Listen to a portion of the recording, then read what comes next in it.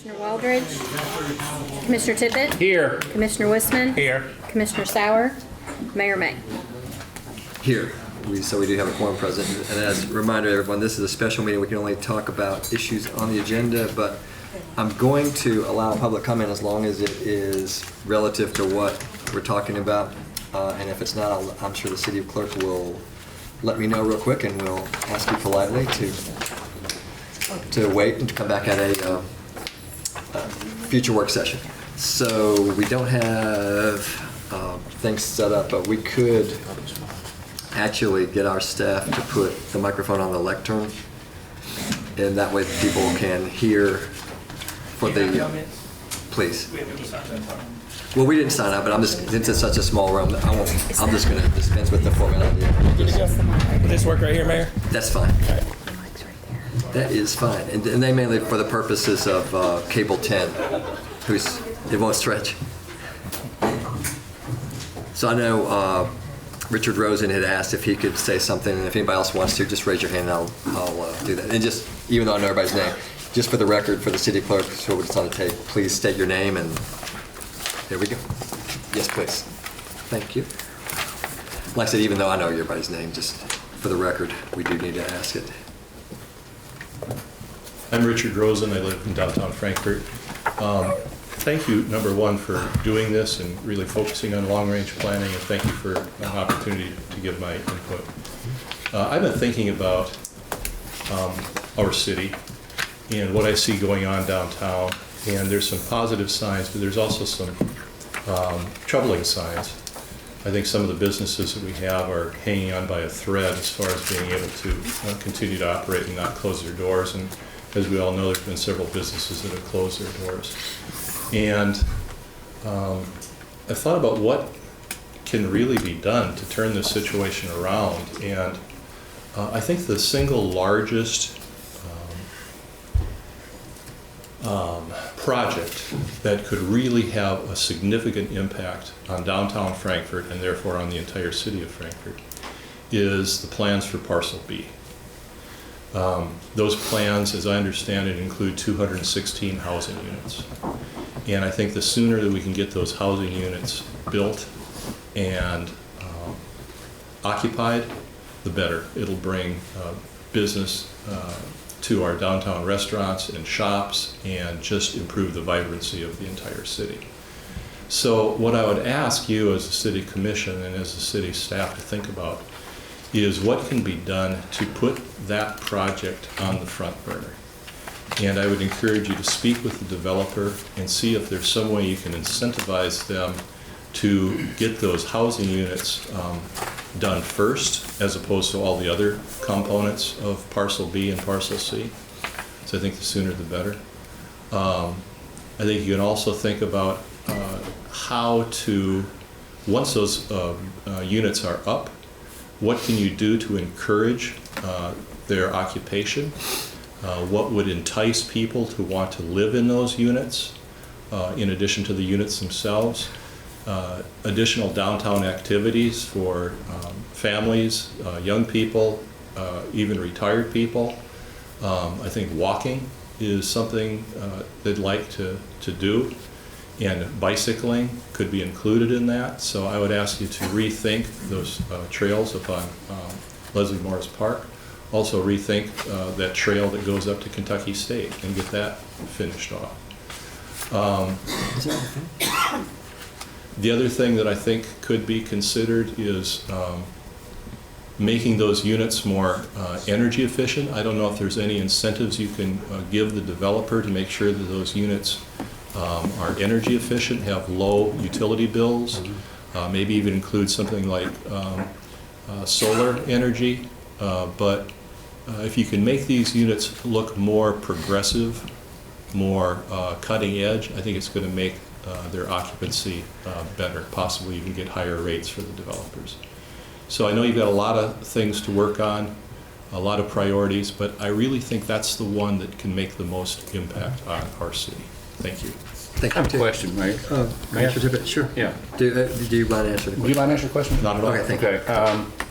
First of all, I can't say how much I agree with you on that. That's been my position since day one.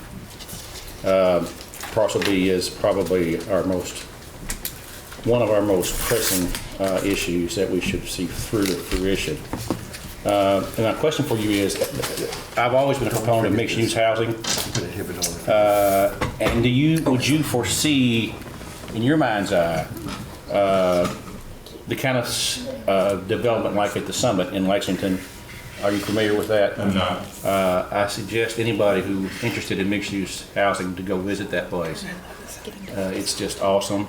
I don't know that we have the resources to pull that kind of development off, but something along those lines, I think, is probably what you're referring to. What is it at the Summit that appeals to you, Scott? Oh, everything is interconnected.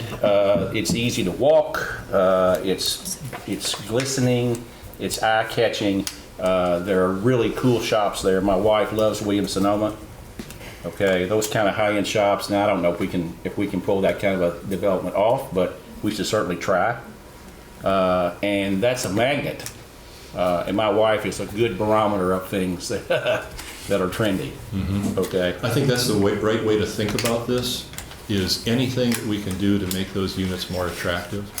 I've talked with the developer about, who is their target audience for those units. Is it young families? Is it singles? Is it retired people? The response was all of that.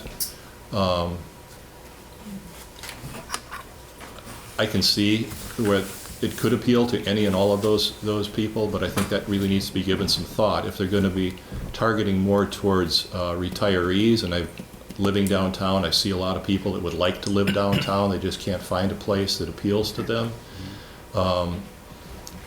Then you might want to structure the development one way. If you're going to appeal to young families, then you're maybe going to need a playground, which might not appeal to the retired people.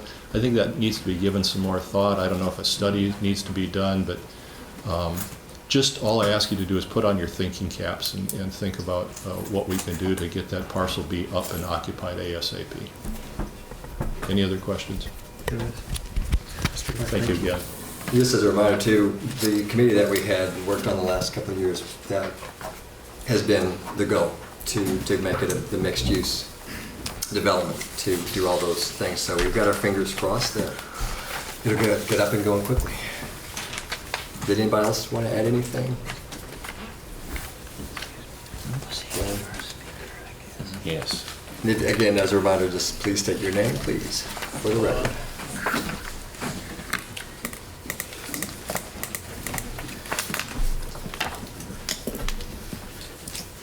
My name is Gwen Spaulding, and I'm concerned about people who do not have a grocery store that they can go to downtown. Ever since Pick Pack has gone, it's hard for other people to get groceries. They have to go to Save a Lot of Kroger, and that's an ordeal for some people. Mm-hmm. Let's think about that. I wonder if we are making plans to have something downtown for people who need groceries. Thank you. Thank you, Glenn. Thank you too. Anybody else? I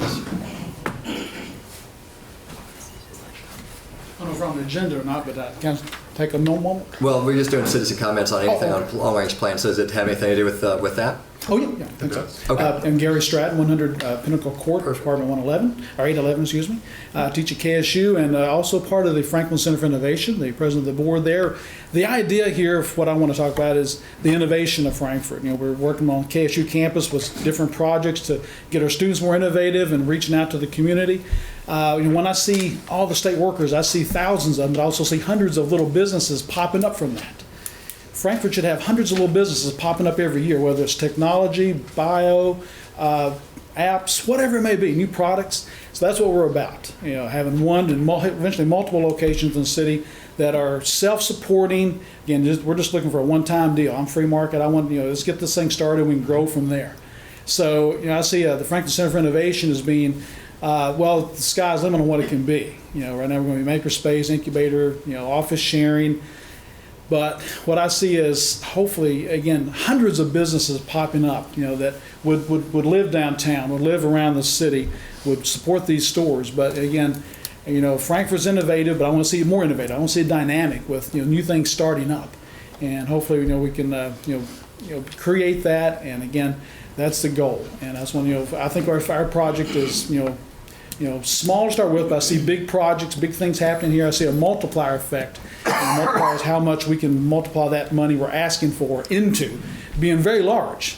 So we're not asking for, relatively to some projects, whatever we get, is good, but we're asking for something I think can have a huge multiplier effect. So again, thank you for your time and the consideration of this. May I? Thank you. Commissioner, did you want to? Thank you for your comment, Gary. I have the deepest respect for you and your intellect and your concern for the community. And I think much of what you're saying ties in with what both these gentlemen, Mr. Rosen and Mr. Spalding, said. Yes. This board, I think I can speak for my colleagues on this. I think this is unanimous. We're hoping to create a quality of life so high, especially in Parcel D, where the folks who are commuting into that new building, Mayor Underwood building, would choose to park their vehicles and walk to everything there. And you create more foot traffic and more demand for goods and services. So we got to get this right. So we're all in agreement with that. Okay? Thank you. And like I say, I teach at the high school too, a dual credits course, and I ask students, what do you want to do? Not many of them want to stay in Frankfort. I want to make it places where they can go and they can, as Jason's mentioned to you before, make things, create things, be fun. And they can create something that, Mark Zuckerberg created when he was 18. Who knows what is lying here in Frankfort High School or wherever, what can be created. Yeah. Oh, Commissioner, go ahead. Is this something that, let's say you implement something that's not in our school system, whether that's in the county or the city, would those students be able to work with you in your program to host classes maybe at your facility? Yeah, it's open to the community, anybody. Yeah, all What's the school your systems. term K through grade? K through grade, yes. Kindergarten, well, third, 3 years old, 103, basically. It's open to everyone. Thank you. And we work with all the other makerspaces. Frankfort High School is really a makerspace itself, actually. We have 2 makerspaces, well, one, and we're going to have another one on KSU campus. It's kind of a smaller, more intimate makerspace, but, they're all in silos. We want to move everything together, kind of keep everybody communicating together. Thank you. Thank you. Thank you so much.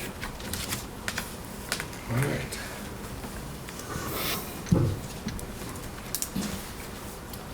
All right, next I will turn it over to Bobby to bring a microphone to the staff so they can, I was trying to go real slow. Good thing this isn't on radio because that would sound like it wouldn't sound good. All right. Let me recognize our city manager to ask appropriate staff to make some presentations. Of course, we've all talked about some of our concerns at the last committee meeting. We voted to authorize some purchases that have to be in a budget amendment. We're also going to talk about additional things that staff's going to present to us, and we've got the memo from the fire chief and police chief dated January 29th on their request for personnel.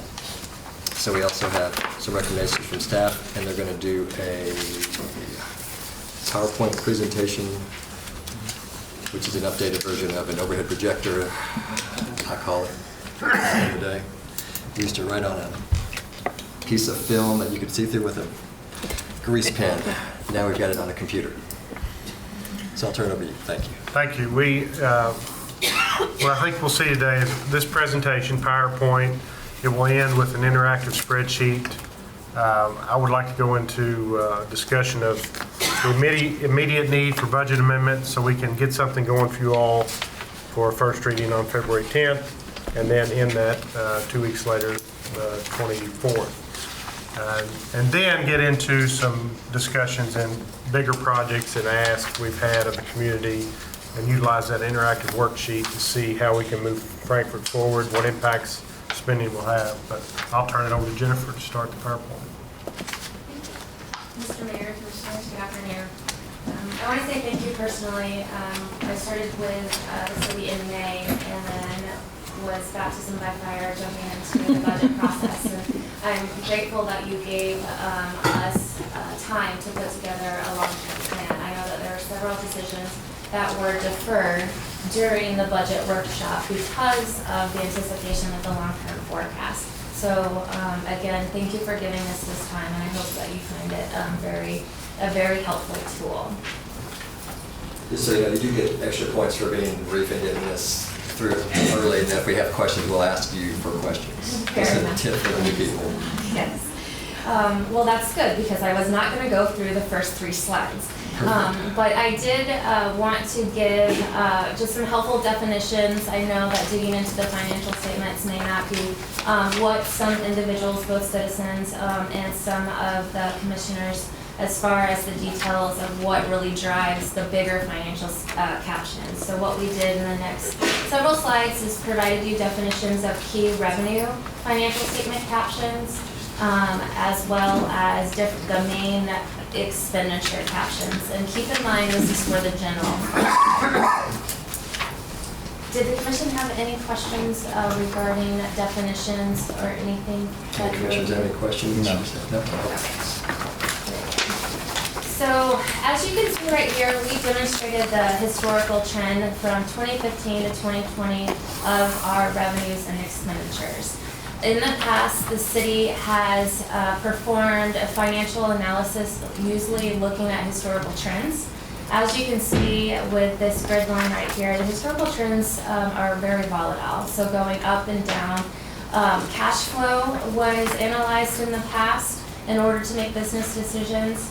And so what we wanted to do with this long-term forecast is actually use some external assumptions and use a very forward-thinking presentation.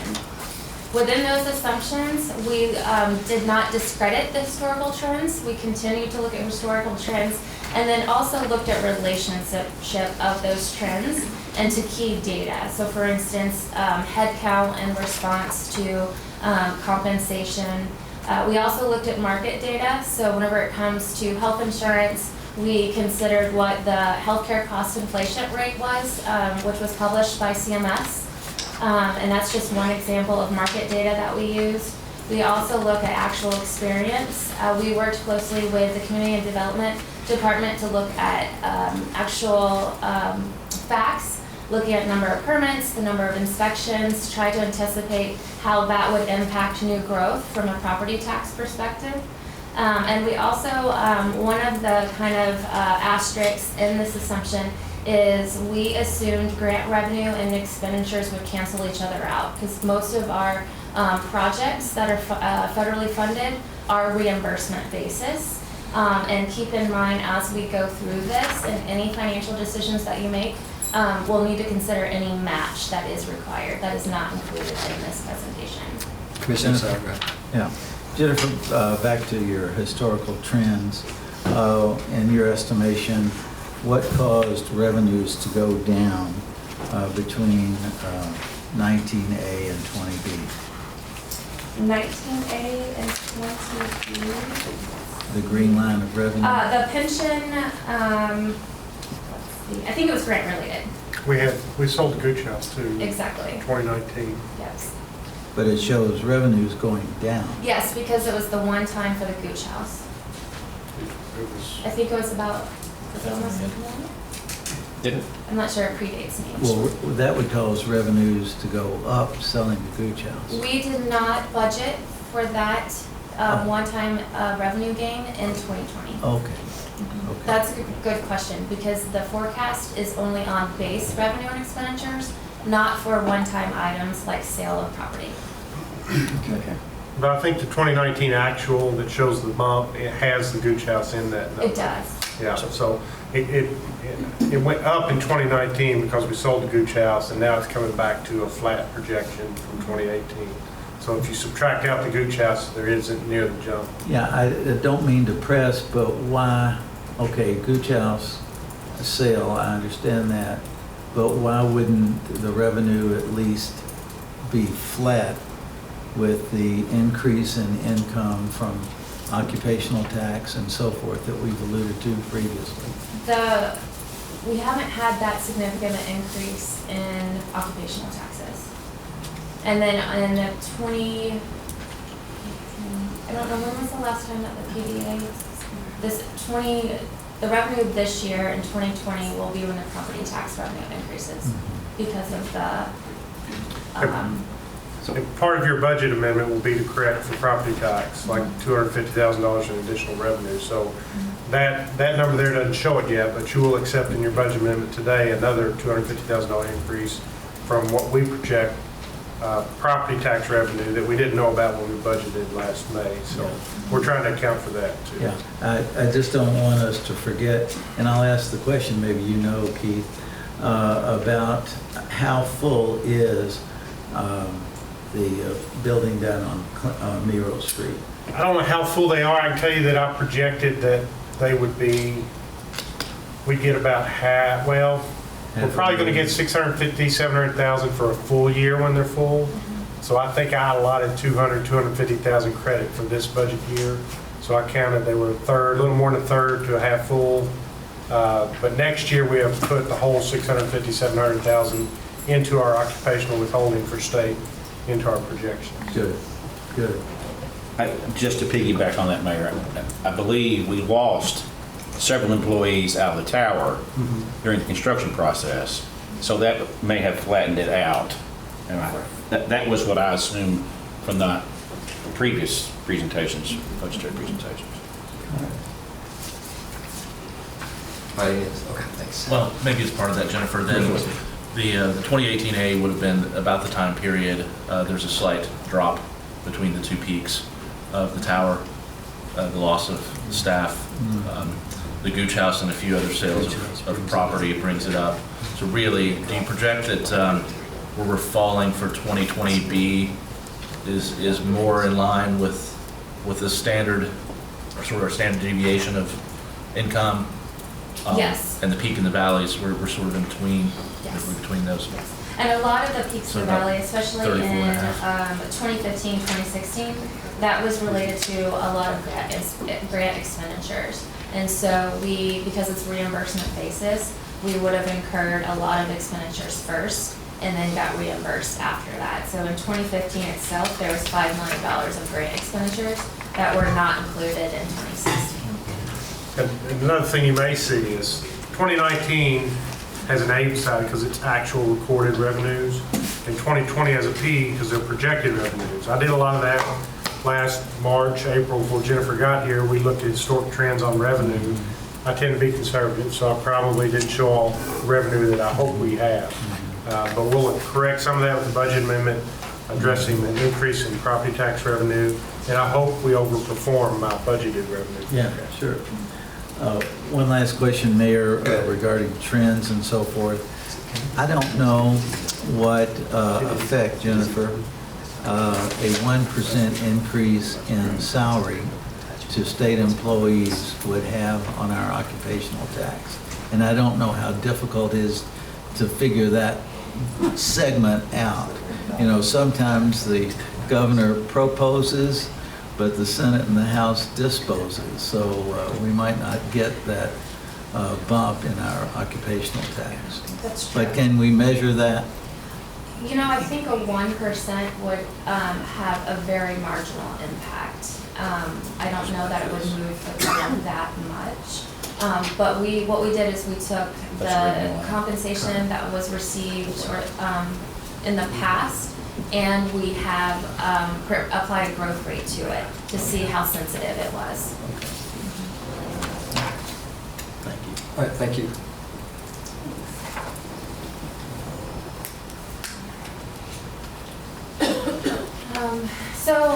As a result, and this is just going to be a large overview, it summarizes a lot of what Keith has already written to you in the Word document that he shared, but based on our projections, we are seeing a slight increase in tax revenue. We projected it using very conservative rates because we don't have a lot of external factors to prove that property taxes would increase. We know that in 2020, the PBA will be revaluing the west side. In 2019, she revalued the east side. So we're expecting a minimal bump because of that. We also assumed that we would keep property taxes at today's current rate, which is 19.8%. So in the property tax assumption, we allowed growth to pay for itself just from the increase in property taxes. We do not have any information that there would be significant new property taxes. We also took into account what Mr. Sauer was talking about, the new parcel B and C, and also how the makeup of the state workers will be, $650,000 that we included for the new building. We were conservative parcel B and C because with talks with the developer and what any kind of TIF agreement would look like. Of course, and we'll get into this more in a different session, potentially as a result of the TIF, all of, or some of, or all, based on what the commission approves, the new property tax and the new occupational tax would go to the developer. So we were very conservative, not taking into account revenue that we may not really get. We also took into consideration increase and decrease in insurance and occupational taxes. In the interactive tool, we will allow the commission to see what the impact is if you should choose to increase or decrease any of those taxes. We also were conservative with interest income. In the past, interest rates were very favorable. We had been locked in to 2%, 2.5% interest rates on our certificates of deposits for several years. We have a majority of those deposits expiring right now. They just expired in December and January, and now the new rates are down to 1.4%. So we did project a declining interest income. However, the next few commission meetings, something that we presented to you in the past, is an update in the investment policy. So that way, hopefully, we can diversify our investments and have the investments start contributing to the pension expense and really getting more proactive. So that way, interest income can start offsetting our operational expenses. One of the things to note, miscellaneous revenue in the 2020 budget. So when you see on the interactive tool, you'll see the columns that's titled Pro Forma 2020, and also when you look back at the 2020 budget, our miscellaneous revenue is coming in higher from an actual perspective this year. It's a little bit misleading because in the past, reimbursement revenue from external sources had been recorded against expenses. So this year, in order to increase transparency and really get a sense of what our revenue cash inflows are, we are moving them from expenditures and up to revenue. So that way we can truly see what the inflows are and the outflows are. So when you see that the miscellaneous revenue, I think it's budgeted at about $400,000, $500,000. In the actual, it's going to be well over $1 million. But again, we'll take that with a grain of salt. It's going to be okay. It's all right. That was shocking. We all felt that. His name is not Grace. And then also in the interactive tool, we added in a new line for the consideration of a restaurant tax.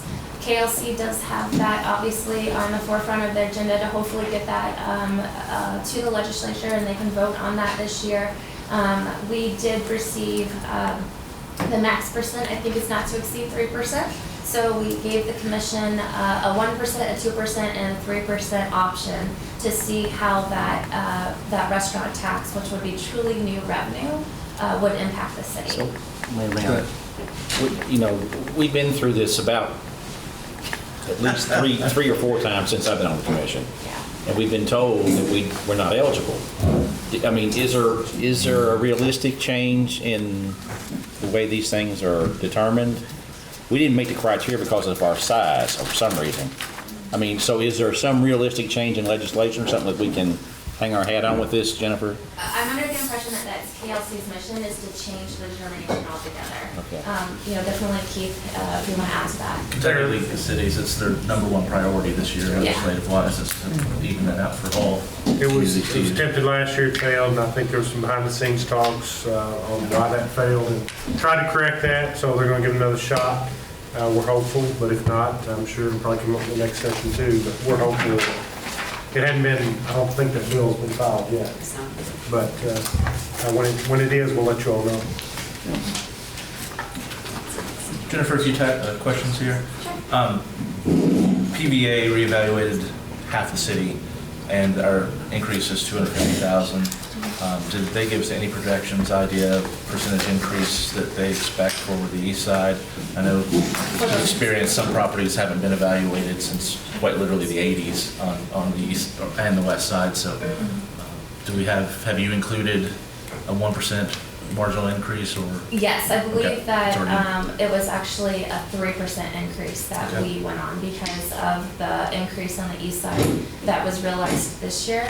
And assuming that because of the nature of the west side with the farmland and the different types of property, it would be probably less. And I'll probably talk with you after offline, but I'm interested in looking a little further about our grant revenues, this miscellaneous income, and how it maybe, what amount we can set aside as sort of outliers between the grant revenue and the local match that made it possible, and looking at really our projections if we are just looking at baseline expenditures instead of specialty projects that are only possible because of grant funding, and maybe how that impacts the bar graphs. Sure. Thanks.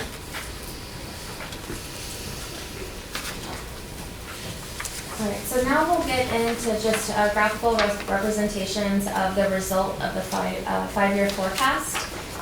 Again, this will change based on the assumptions and the projects that the commission approves and asks us to use. We were very conservative as far as expenditures. We kept a lot of the operating and maintenance expenditures the same, only increased it based on what we'd expect from a consumer price index, just the cost of doing business. We allowed them to grow at a 1% cost. The big increases in expenditures relate to compensation. We know that the pension rate continues to increase. Non-hazardous employees will be capped out in max in 2023, which will be good. And then the hazardous rate for pension will be capped out in 2024. However, we know that they're going to continue to revalue the pension every year, so that can change. They did add on one additional year of the pension increases, so based on that history, we definitely will continue to project and plan for them to increase the pension rate. We also forecasted a 2% COLA increase for all existing employees. The forecast that we will present to you in the interactive tool does not change headcount whatsoever. We do consider that there will be vacancies, so there will be a vacancy rate that we will definitely start monitoring. Some of the expenditures could come in lower. However, as the city continues to grow and positions continue to be filled, that dollar value can change as well. On the right-hand side, and we can get into actual numbers when we switch over to the interactive tool, you can see the margin. So this margin is just truly expenditures minus revenue. So you can see our margins after 2020 will start going down. Again, this is all based on the decisions that the commission would like to make, and especially as it relates to changing property taxes and personnel and special projects.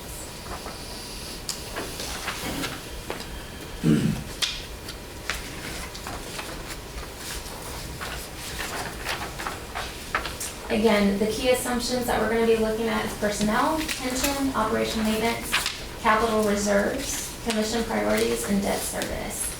Capital reserves are going to be, through the budget process, the amount of money that commission will approve for us to build capital to bolster the city's just reoccurring infrastructure, keep the fleet running, maintain operations, and commission priorities will also will be the larger special projects and everything that the commission decides based on community involvement that seems to be a priority.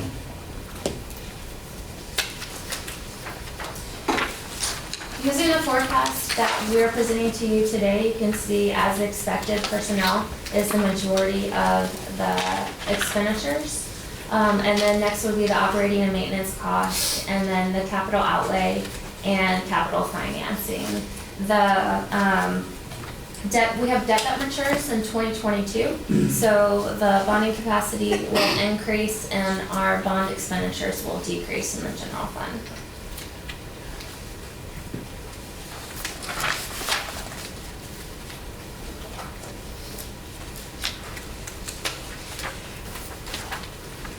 As we presented to you several weeks ago as a result of the audit, the unreserved or the unassigned fund balance is a little less than 18 million. It's 17.9 million. And you can see we started the forecast there at 2019 with that fund balance. So that's an actual. And then we then project based on the long-term forecast from 2020 to 2025 the use of that fund balance, and that's based on just regular operations. It does not include any capital projects or commission priorities. Currently, we have projected in 2025 that $17.9 million will go to $6.8 million as a result of operating costs. The assumptions include consistent cost of living increases for the staff, 2% every year. It does not include the special projects or any new debt financing. And then we'll look into the details when we get to the 5-year forecast. Commissioner Tippett. As I understand it, that's unacceptable, 6.8. That's below the recommended percentage that we keep holding reserves, correct? It's below the previous finance director's recommendation, yes. Right. And what was his recommendation? 12 million. Right. That's a pretty good rule of thumb, is it not? Mm-hmm. It is. Okay, thank you. Mayor, if I may. Commissioner. Jennifer, a couple of weeks ago, we had our auditor here who sort of excited the public, saying, we've got all this money to spend, you all should spend some things. Your forecaster obviously not showing that that's the case at all, and I've been telling the public for quite a while, we have some real needs, minimum of which is we are significantly understaffed and in multiple departments, which we'll talk about later, but I'm putting you on the spot a little bit. When do you think the tipping point is based on this 5-year fund balance? 12 million looks to be about next year. Going below that? Yeah. Yes. Yeah. Yeah, absolutely, because we'll see here in a little bit, we'll get below 10 million in 2024. Yep, 2023 will be at 12.5 million, 2024 is 10.3.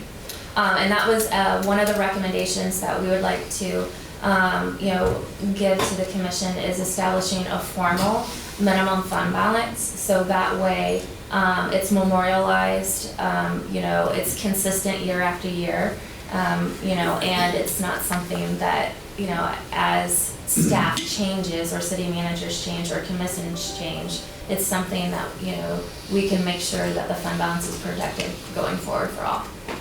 So in many thoughts, anything we invest in, really the onus is on this board to make sure it has some returns on investment as much as possible. Sure. I agree, and I think any board is just making sure that we're stewards of the city's money and the citizens' money. Mayor. Commissioner Sauer.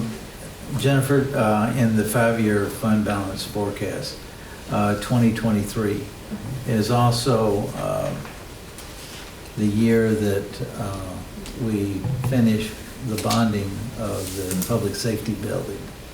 And I think that was $1 million a year. Does that sound right? It does. So we took into consideration that Yes, sir. in this forecast. Wow.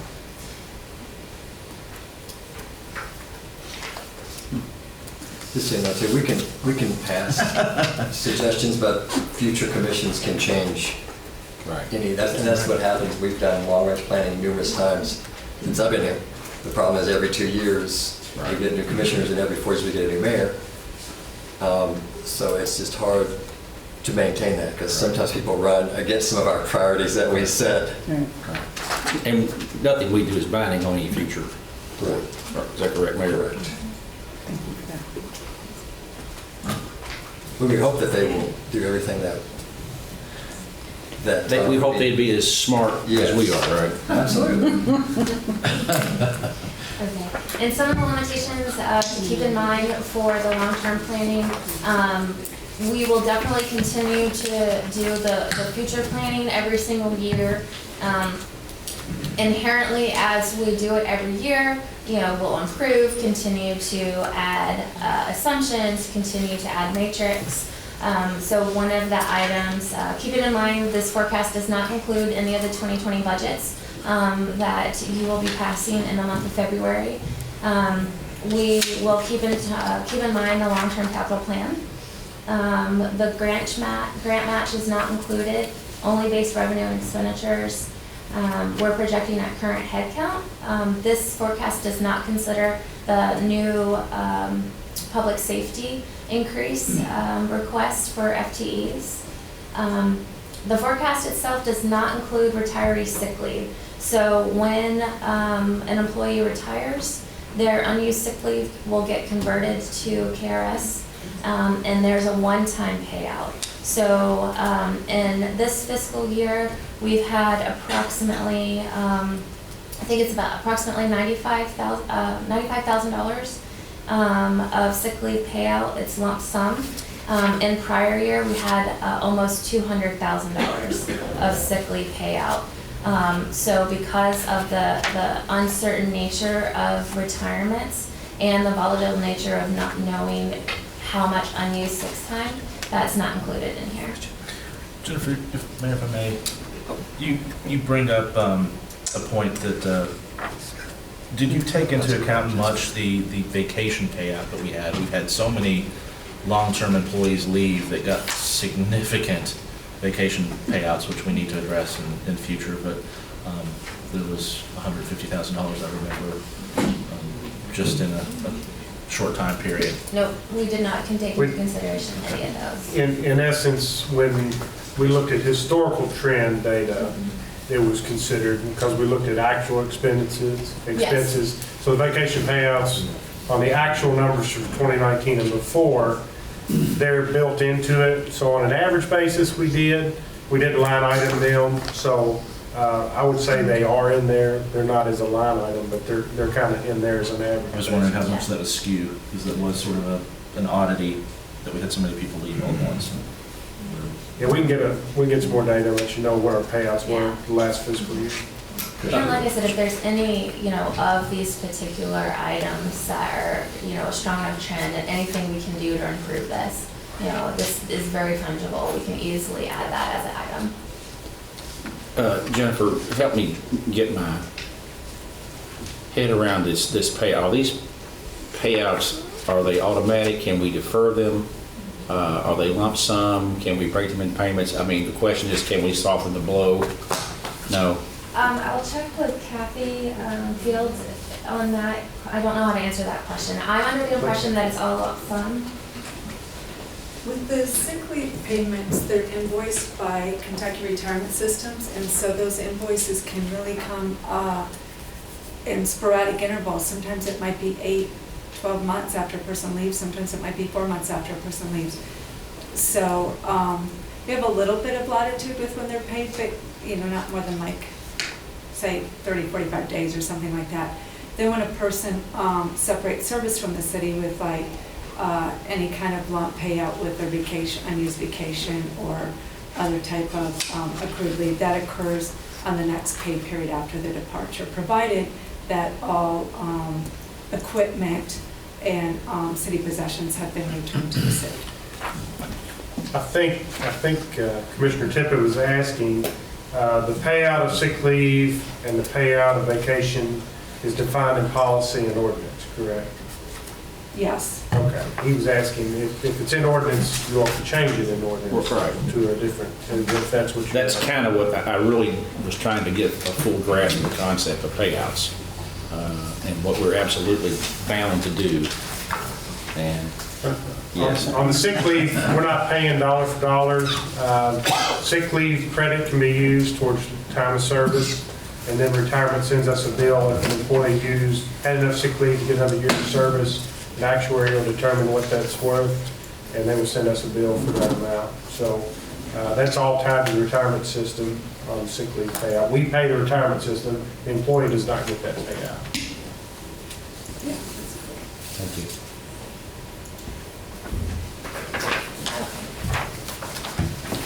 So we'll switch over now to the spreadsheet that we shared with the commission. This is titled the interactive tool. And we'll show you the revenue, the detailed revenue and expenditures that we projected using the following assumptions. So currently our occupational taxes are 1.595. Insurance premium tax is 6%. I'm sorry, we're still trying to We're still trying to find the right hand. That's it. This one? That's it. Yeah, that's it. Okay. Now, the interactive sheet, I'd pay more than the screen because you can monitor, when you have this on your computer at home, there's a spreadsheet involved, and you can modify the numbers on the right side of the sheet Okay. to assume future increases, decreases in revenue, or increases and decreases in That's the expenditure. interactive. Gotcha. Okay. So this forecast keeps everything status quo from a tax rate perspective. We did not include any restaurant tax because we have no definite answer on when or whether that will be passed. We did not change the number of staff. We projected a 2% COLA every year. We did set for the commissions of subsidies. These are all the local agency agreements and contribution that the commission passes every year. In 2020, the commission approved almost $800,000 of subsidies. We included in this projection that it would be a set percentage of revenue. And so this is at the commission's discretion. We can change this dollar value or this percentage, but we left it at 1.5% of revenue. We also put in assumptions if the commission decides to issue new debt in order to pay for some of the larger projects. We can put in here estimated debt service, and that will give you an approximate of what the dollar value of the the proceeds of the bond. And then we also have in here capital funding reserve. We would like to recommend that we continue to build the capital funding reserve so that way we can take care of our fleet, our infrastructure, and anything that we need to continue to provide the current level of services. So given those assumptions right there, you can see over time that the revenue minus expenditures, we are forecasting net losses each year. We're all aware of this negative. Whenever we did the budget process, if you recall that we did dip into the fund balance of approximately $1 million, so that way we could have a balanced budget. So this would represent the amount of fund balance we would need to pull in order to have a balanced budget each year. So this is the $17.9 million that we were starting with that was presented to you by the external auditor, and you can see in our financial statements. Then and apologize, it's even kind of small for me to see. In the pro forma, we're estimating that we will be at 16.8. And then 2021, you can see every year that we get down in 2025 down to the $6.8 million. So, Well, may I? It appears that at some point down the road, future commissions are going to be faced with revenue-raising actions. Is that a good assumption? Ms. Director, Yes, either revenue raising or cost cutting. or a combination thereof. Can you go to the graph just below there? What I think you'd be doing future commissions a favor if you all came up with a policy, suggested policy for minimum reserve balance. Let's say it was 12 million. If you could make this graph, even if that last number was 12 million, you can't say, okay, we're good through 2025. See how steep it is? You'd be doing them a favor if you figured out how to bail that out so it's staying flat at 12 instead of eating in over $2 million Right. each budget year in the reserve. So I think that's the challenge here is what do we spend now? How can we help correct this? There's a point of view you could bond and borrow money to do a few projects now because it'll spread your debt service out and that decline will be less steep as if you spent cash up front. But go in if we got a restaurant tax in 2022 at 2%.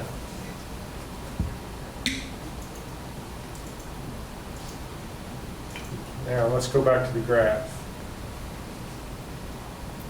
See how it's flattened out? Yeah. And now we're just at 13 million in 2025. So, but that's a huge, it's a huge amount of revenue we would get from it. The restaurant tax is more attractive than some because we're taxing out of town people pulling off the interstate.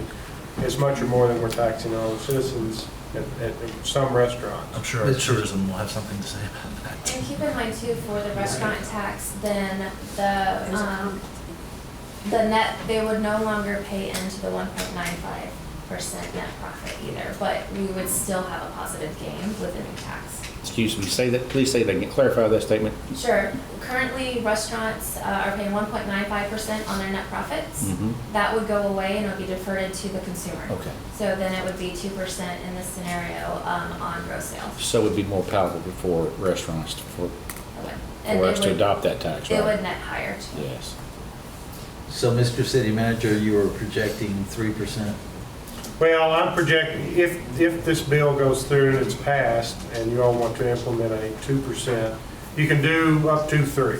So any amount up to 3. We gave you 3 options on that spreadsheet if you did a 1, 2, or 3. But that main point there is just the amount of revenue that can be generated to help offset that steep curve. And essentially, we're trying to fund retirement. That's the big kicker here. Personnel costs, retirement, future costs. What I would hope too, if they don't pass the restaurant tax, is there a funding mechanism the state will pass to help us with retirement? They've got every city in the state going to them right now. If you all are going to help us, you got to give us ways and means to help ourselves. Will this new administration find some source of revenue to help fund retirement? I don't know. If they do, that gets a whole lot better. If our actuarial contribution can go down some. Mayor, if I may, I think let's not even waste any time discussing the restaurant tax. There's implications to our tourism board that will be impacted, and who knows, it's been around the legislature for 6 years or more now. But I don't think it's all doom and gloom. I intend to be around on this board through this 5 years, if at all possible. And I'm seeing an uptick in investment and development in downtown, new businesses spurring things like our innovation center to try to create new growth and new jobs and new experiences in the community, and things are moving in an upward direction in the last 3 years like never before in the past 20, 30 years history of this town. So I think we're going to be just fine, but we have to make sure that we plan accordingly to make our investments return the greatest rate possible and invest in those things and our staff and otherwise that are going to make the city the best it can be, so that we're encouraging that growth. And we did meet several times with Terry Bradshaw at KCDC, and we considered all of the new growth, around the interstate, all the new growth that's in this, the county as well. Even if there's new hotels, you know, that's still lower paying jobs, so we still were very conservative from an occupational tax rate perspective. We did grow occupational taxes, but there's no evidence currently that there's anything significant enough to make it more than a 3% increase. And I would say to Commissioner Wisman's point, the private 1.95%, the private withholding, if you discount the state withholding, has shown an increase over the past 2 or 3 years, but it hasn't kept up with the decline of the state revenues going down. Now that's going to come back a little. If they start giving raises again, you can see a little bump, but a 1% jump. You know, maybe the state revenue will stop going down, it'll flatten off. Maybe we'll get a little more out of that. But I think private industry wants to grow, it just can't outgrow the decline in state revenues. Commissioner Tippett. When I first came on this board, the issue was population density. Okay, we just did not have enough foot traffic to create demand for goods and services. And more specifically, the folks who were consuming our goods and services did not have a lot of disposable income because of the decline of state government. So the issues then, I believe, are still with us today, okay? And that goes back to why parcel B and C is so important, so that we can raise the quality of life, so we can get professional folks in here with disposable income to create demand for goods and services. Commissioner Wisman's points are correct, but without the commensurate increase in population density in the urban core, then that'll never come to fruition. So that's why, again, I'll say it again, we have to get parcel B and C right.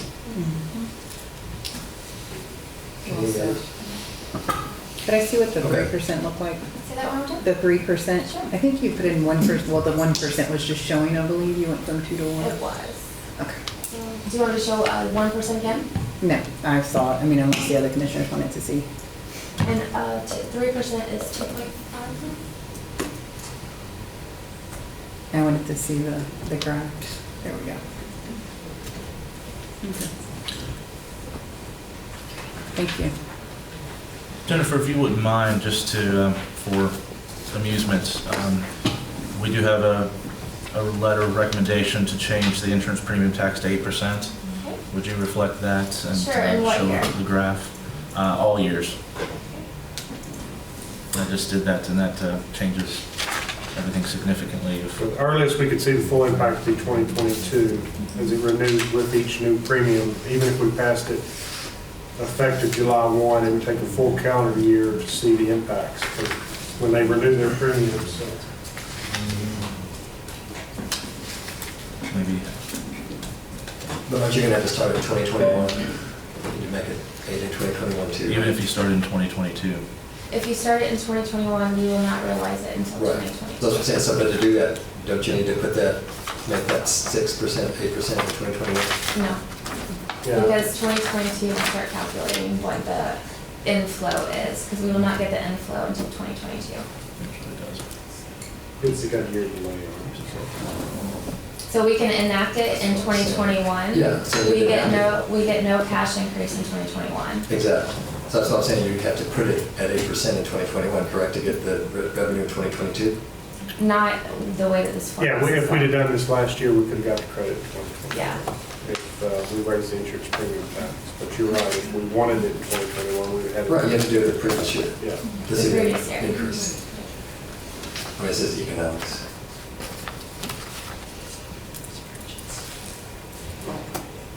And Mr. Wisman, there it is right there.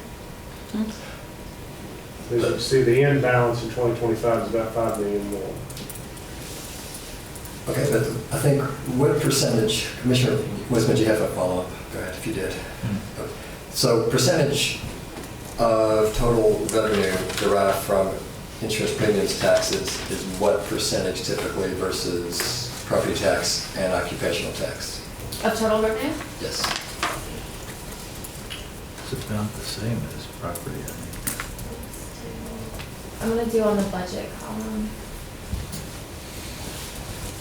Insurance probably 6th, Yeah, what I was going to say was, the point I was going to make was it's a very small percentage. And in order to gain significant enough revenue to move the chart, you have to do a pretty significant increase on insurance premiums, which only hits a smaller segment. So it's it's a very regressive tax.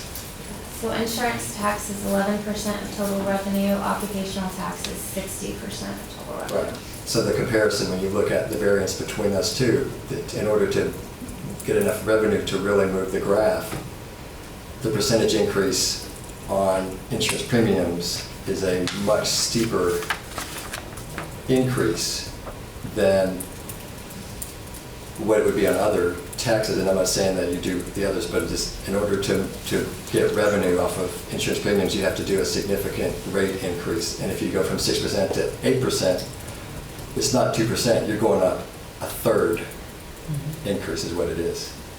So I'm just saying, like, so percentage-wise, when you look at those raw numbers like 2% plus just 2%, but it's a 33.33333 increase on those, and that can hurt the insurance business. So I just want to point that out. Those are just caveats. I'm not saying do it or don't do it, just something that needs to be pointed out when you look at all of that in relation to everything else. That's just not typically a good place to really get, at least my opinion. I think you're right.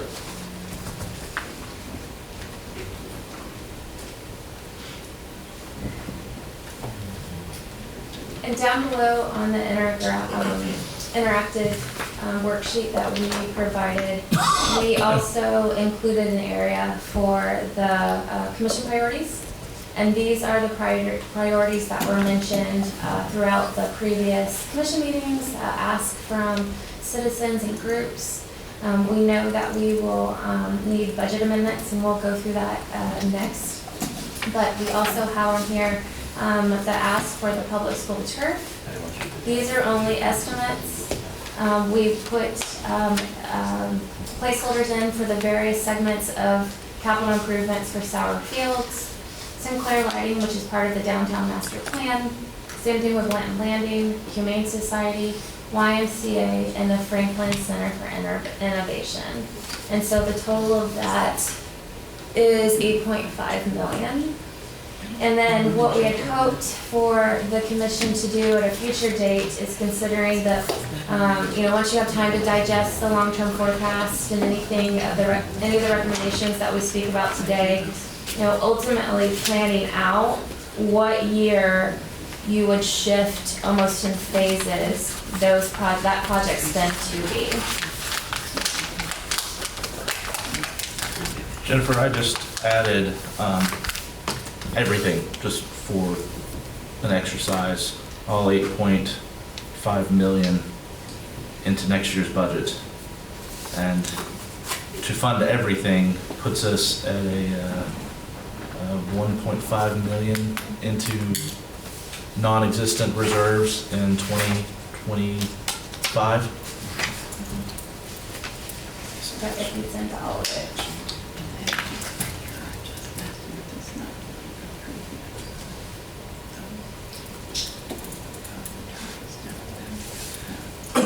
So obviously all those ideas are not possible at the moment.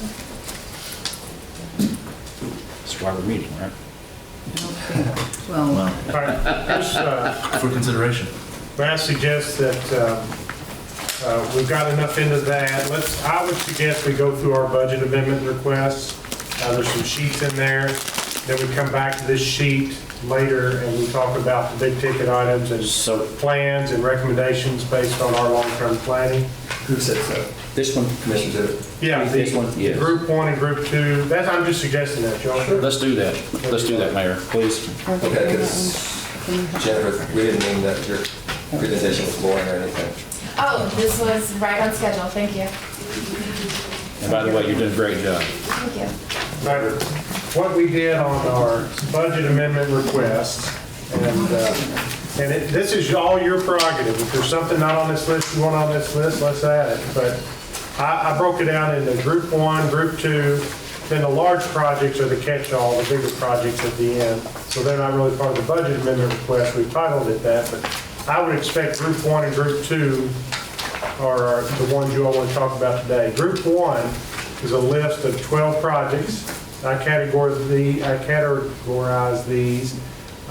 If they're safety related, they're unexpected expenditures we had to make, unexpected revenues that we now have, they're grant related, revenue neutral, time sensitive, and or prior commitments. So they're more of the, they're kind of low hanging fruit. You know, the revitalization grant number one, $100,000. That's what we promised last year in the grant process, and we're just now writing the PO for that grant for 2019. So Keith, may I interrupt you, please?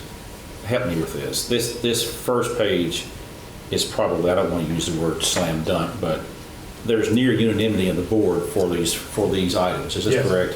I think so. Okay.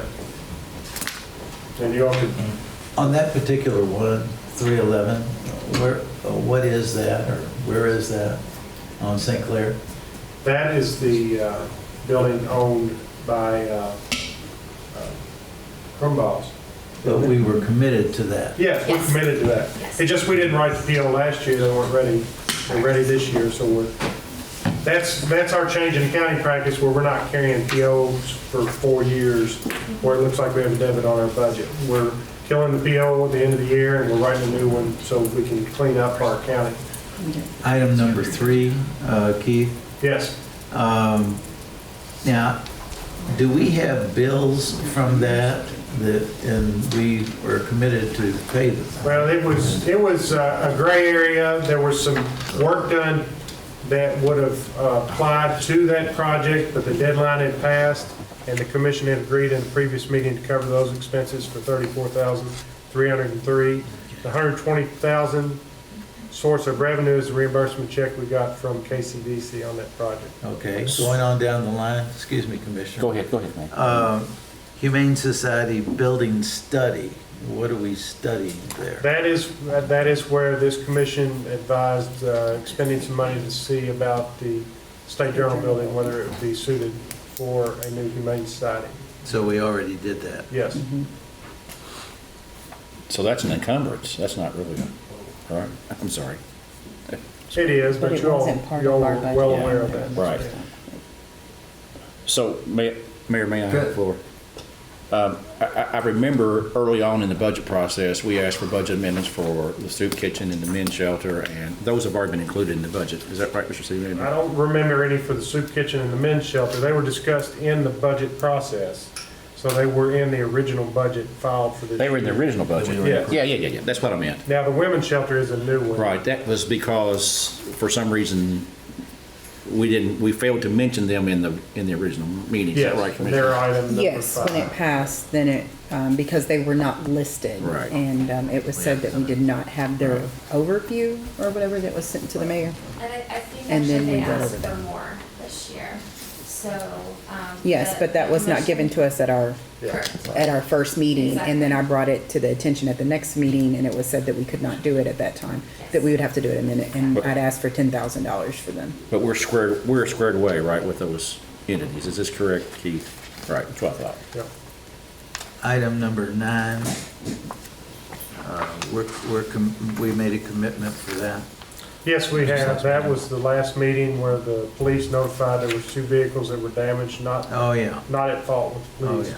Now, this had a $44,000 insurance payment Yes, I did. correct. that in effect takes that down. Do you want to modify the budget amendment, show the insurance payment? Let's do that. I think it was 44. Yeah, it's in their Wasn't it? memo.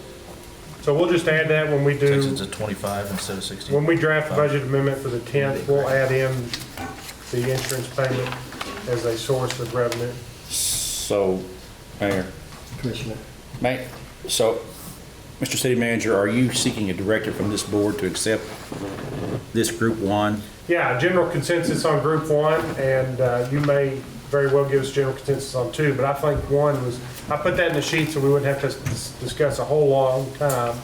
If you all generally say, okay, we'll have this ready on the budget amendment, plus any of Group 2 that you add. I have one last question. Go ahead, Chris.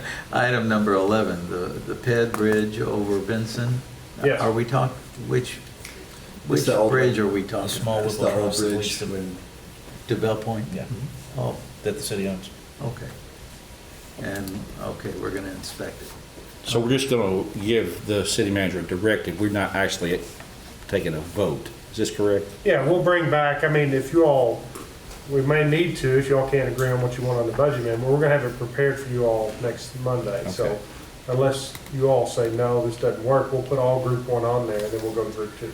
What about you, Commissioner? You Excuse okay me, with this one? sorry about that. anybody object to anything on group one? Oh, Real quick. No. Williams Field, is that the softball field or the baseball field? Item 12. Is Williams softball or baseball? William? Softball. That's, Thank you. No, that's not mine. Okay, I'm fine with that. That's the one we were on that we got. All right, and generally I feel that we're all, or you all are in consensus on group one. Group two, I classified, they don't meet the group one criteria, but are a priority of one or more members of the commission. Our recommendation is there's three of them. You can either add to the budget amendment for this year, delay to FY '21, and determine is not a commission priority.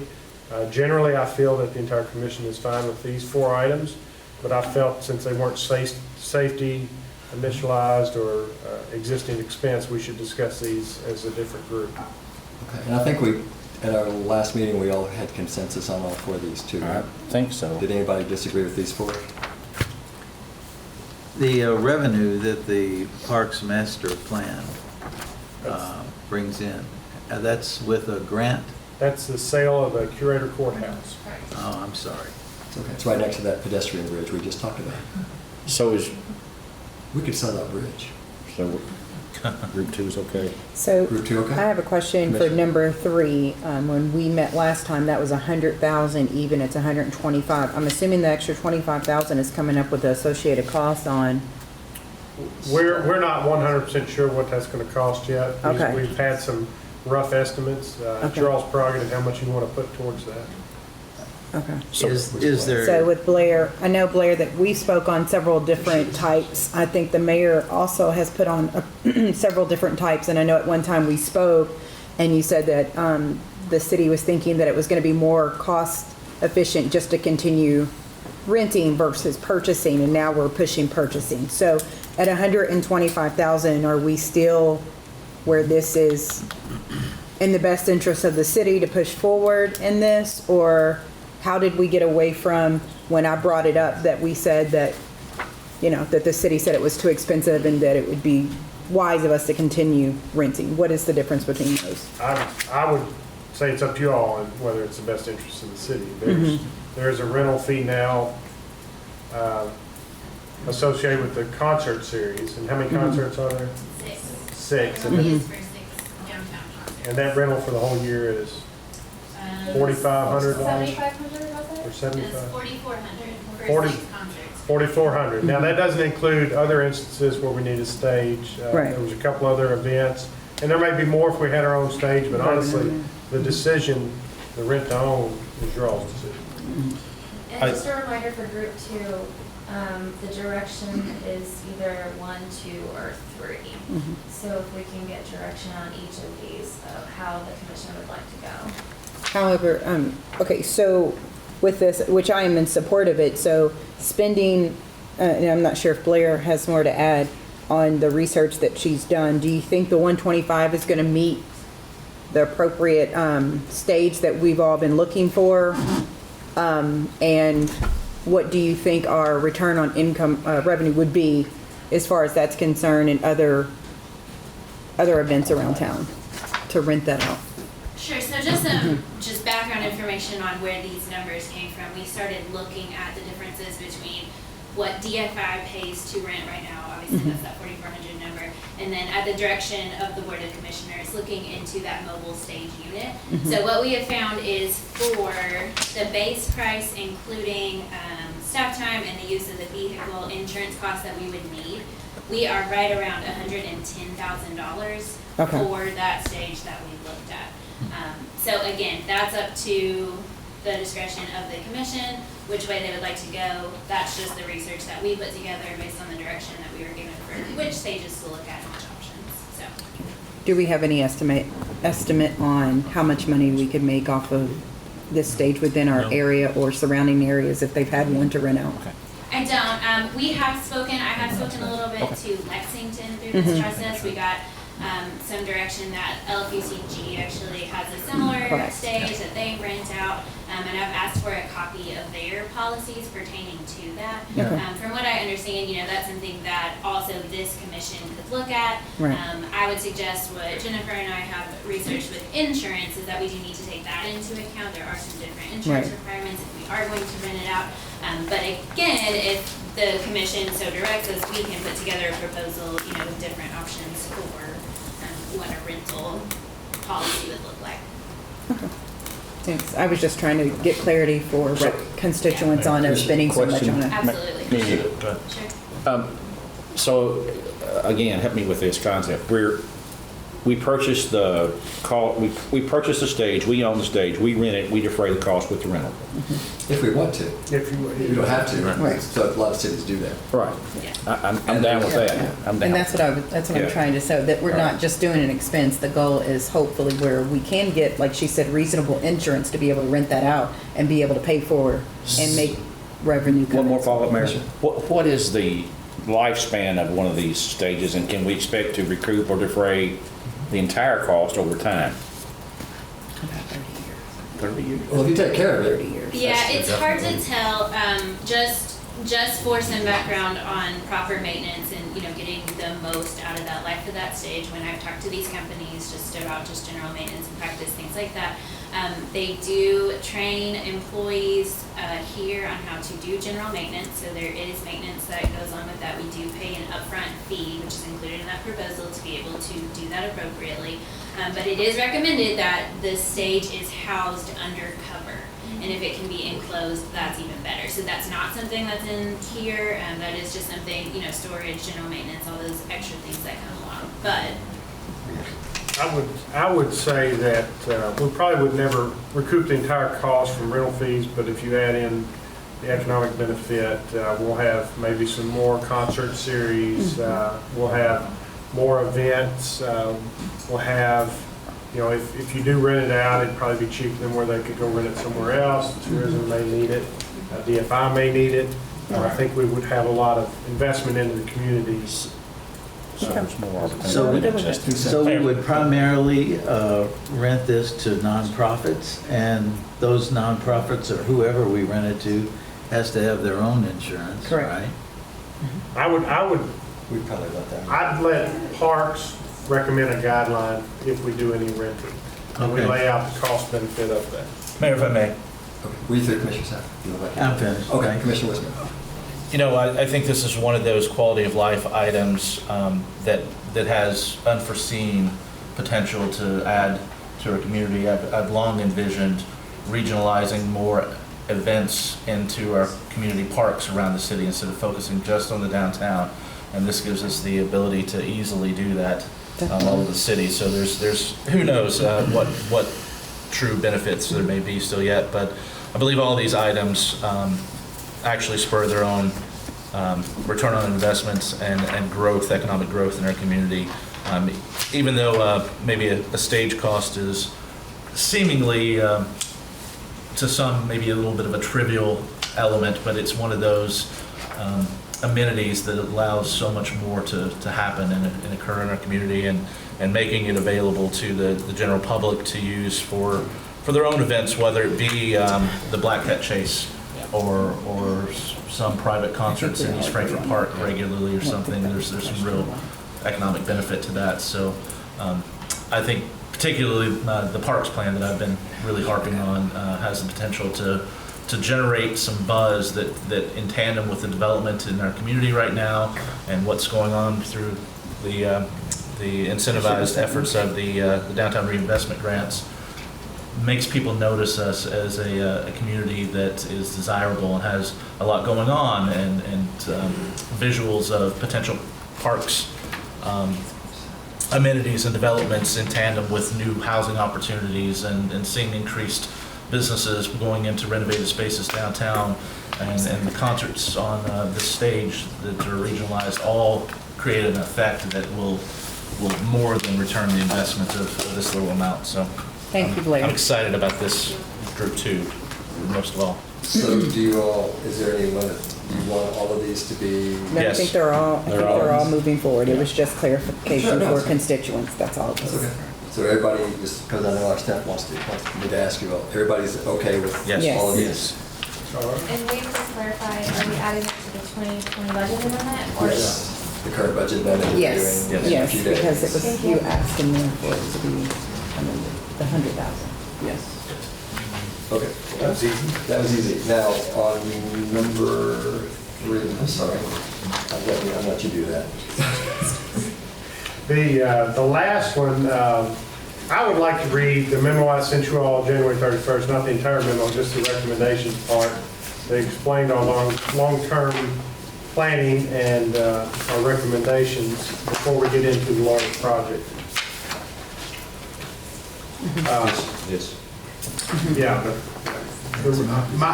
the recommendations we would have is to develop and implement an ordinance related to the expected general fund minimum reserve balance. The ordinance should clearly define a minimum reserve balance that is a percentage of planned or actual expenditures, and also define how long-term planning will ensure upward or downward trends are part of the decision-making process. Hence the steep part of the graph now.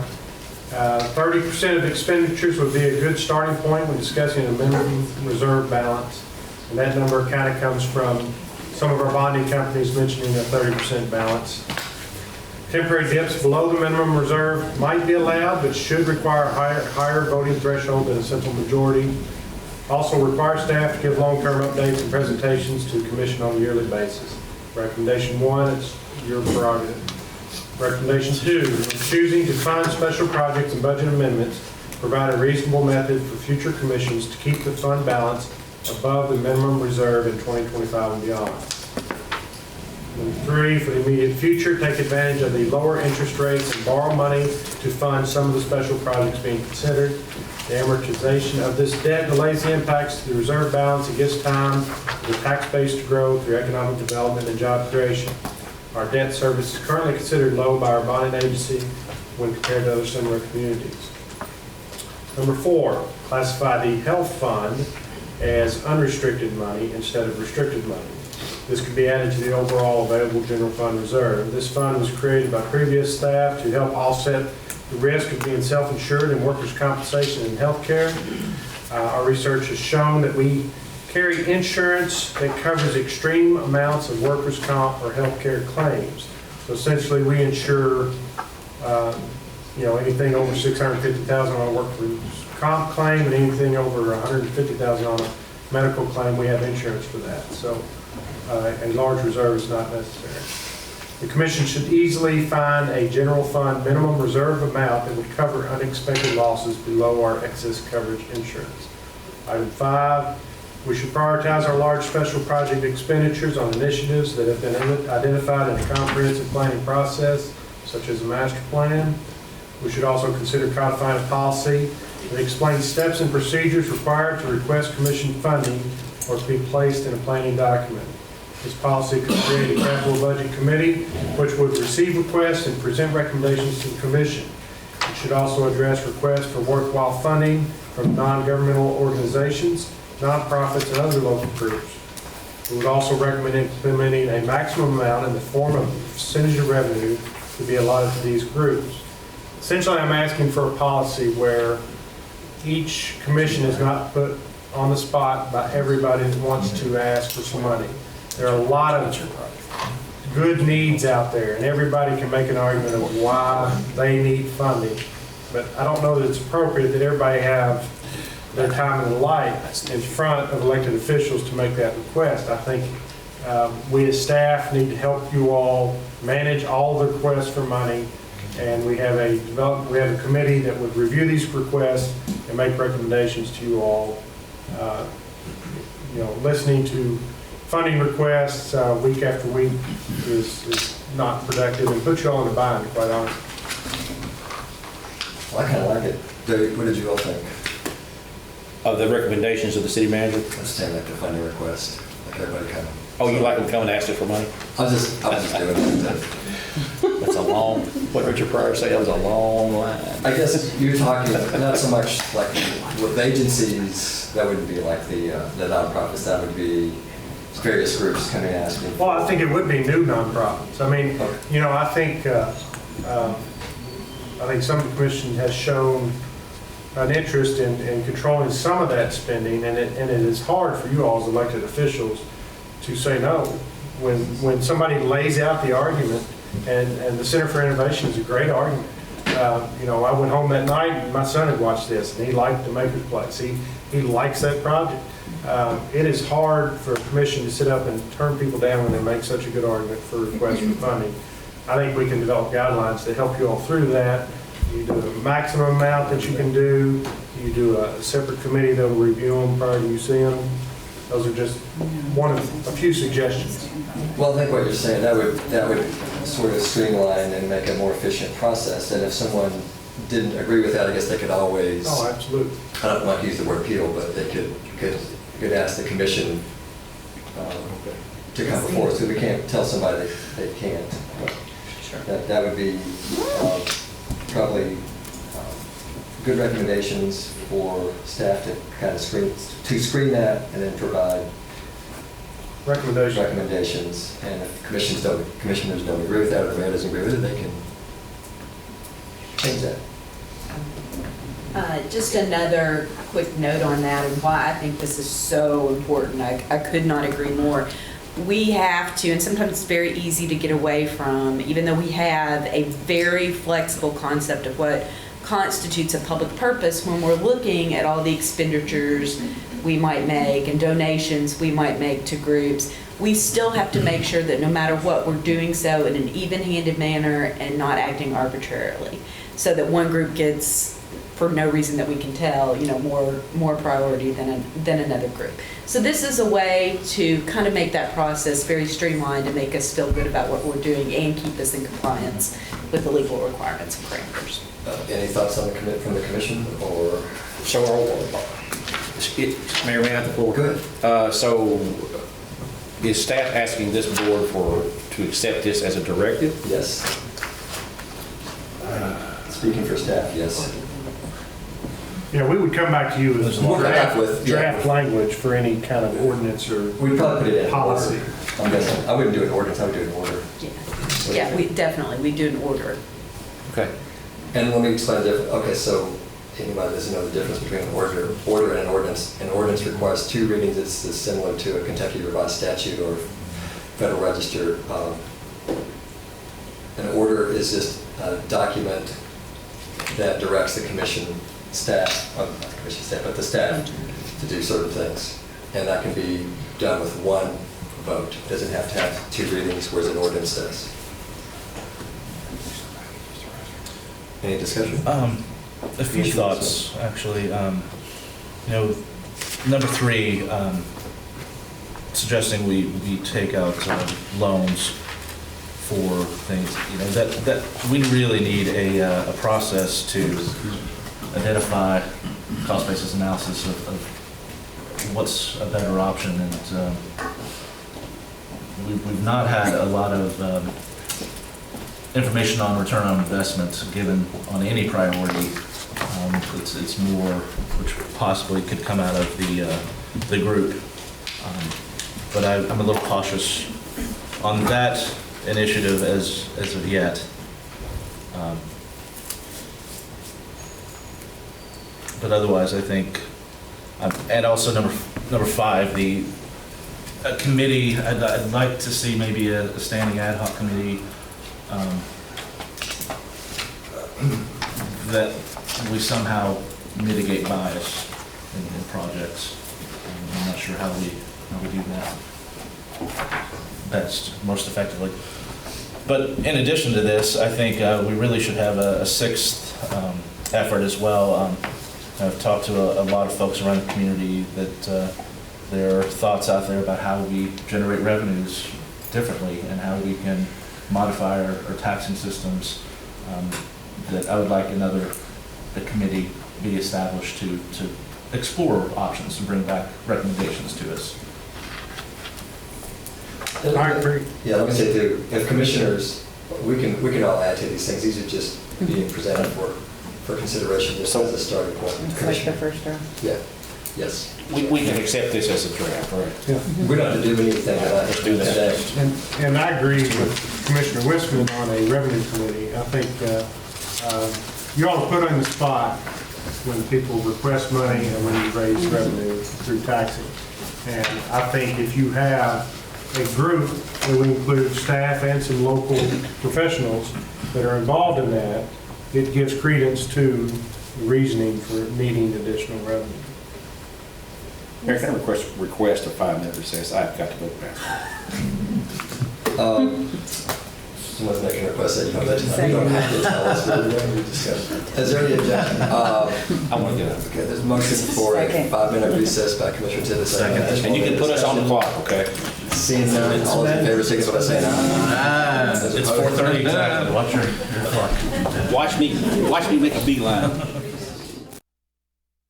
For the record, that the commissioner that asked for the recess was back well within the You were time. Now, I can't complain, I was a little bit late. All right. I was a little bit late. Here he is.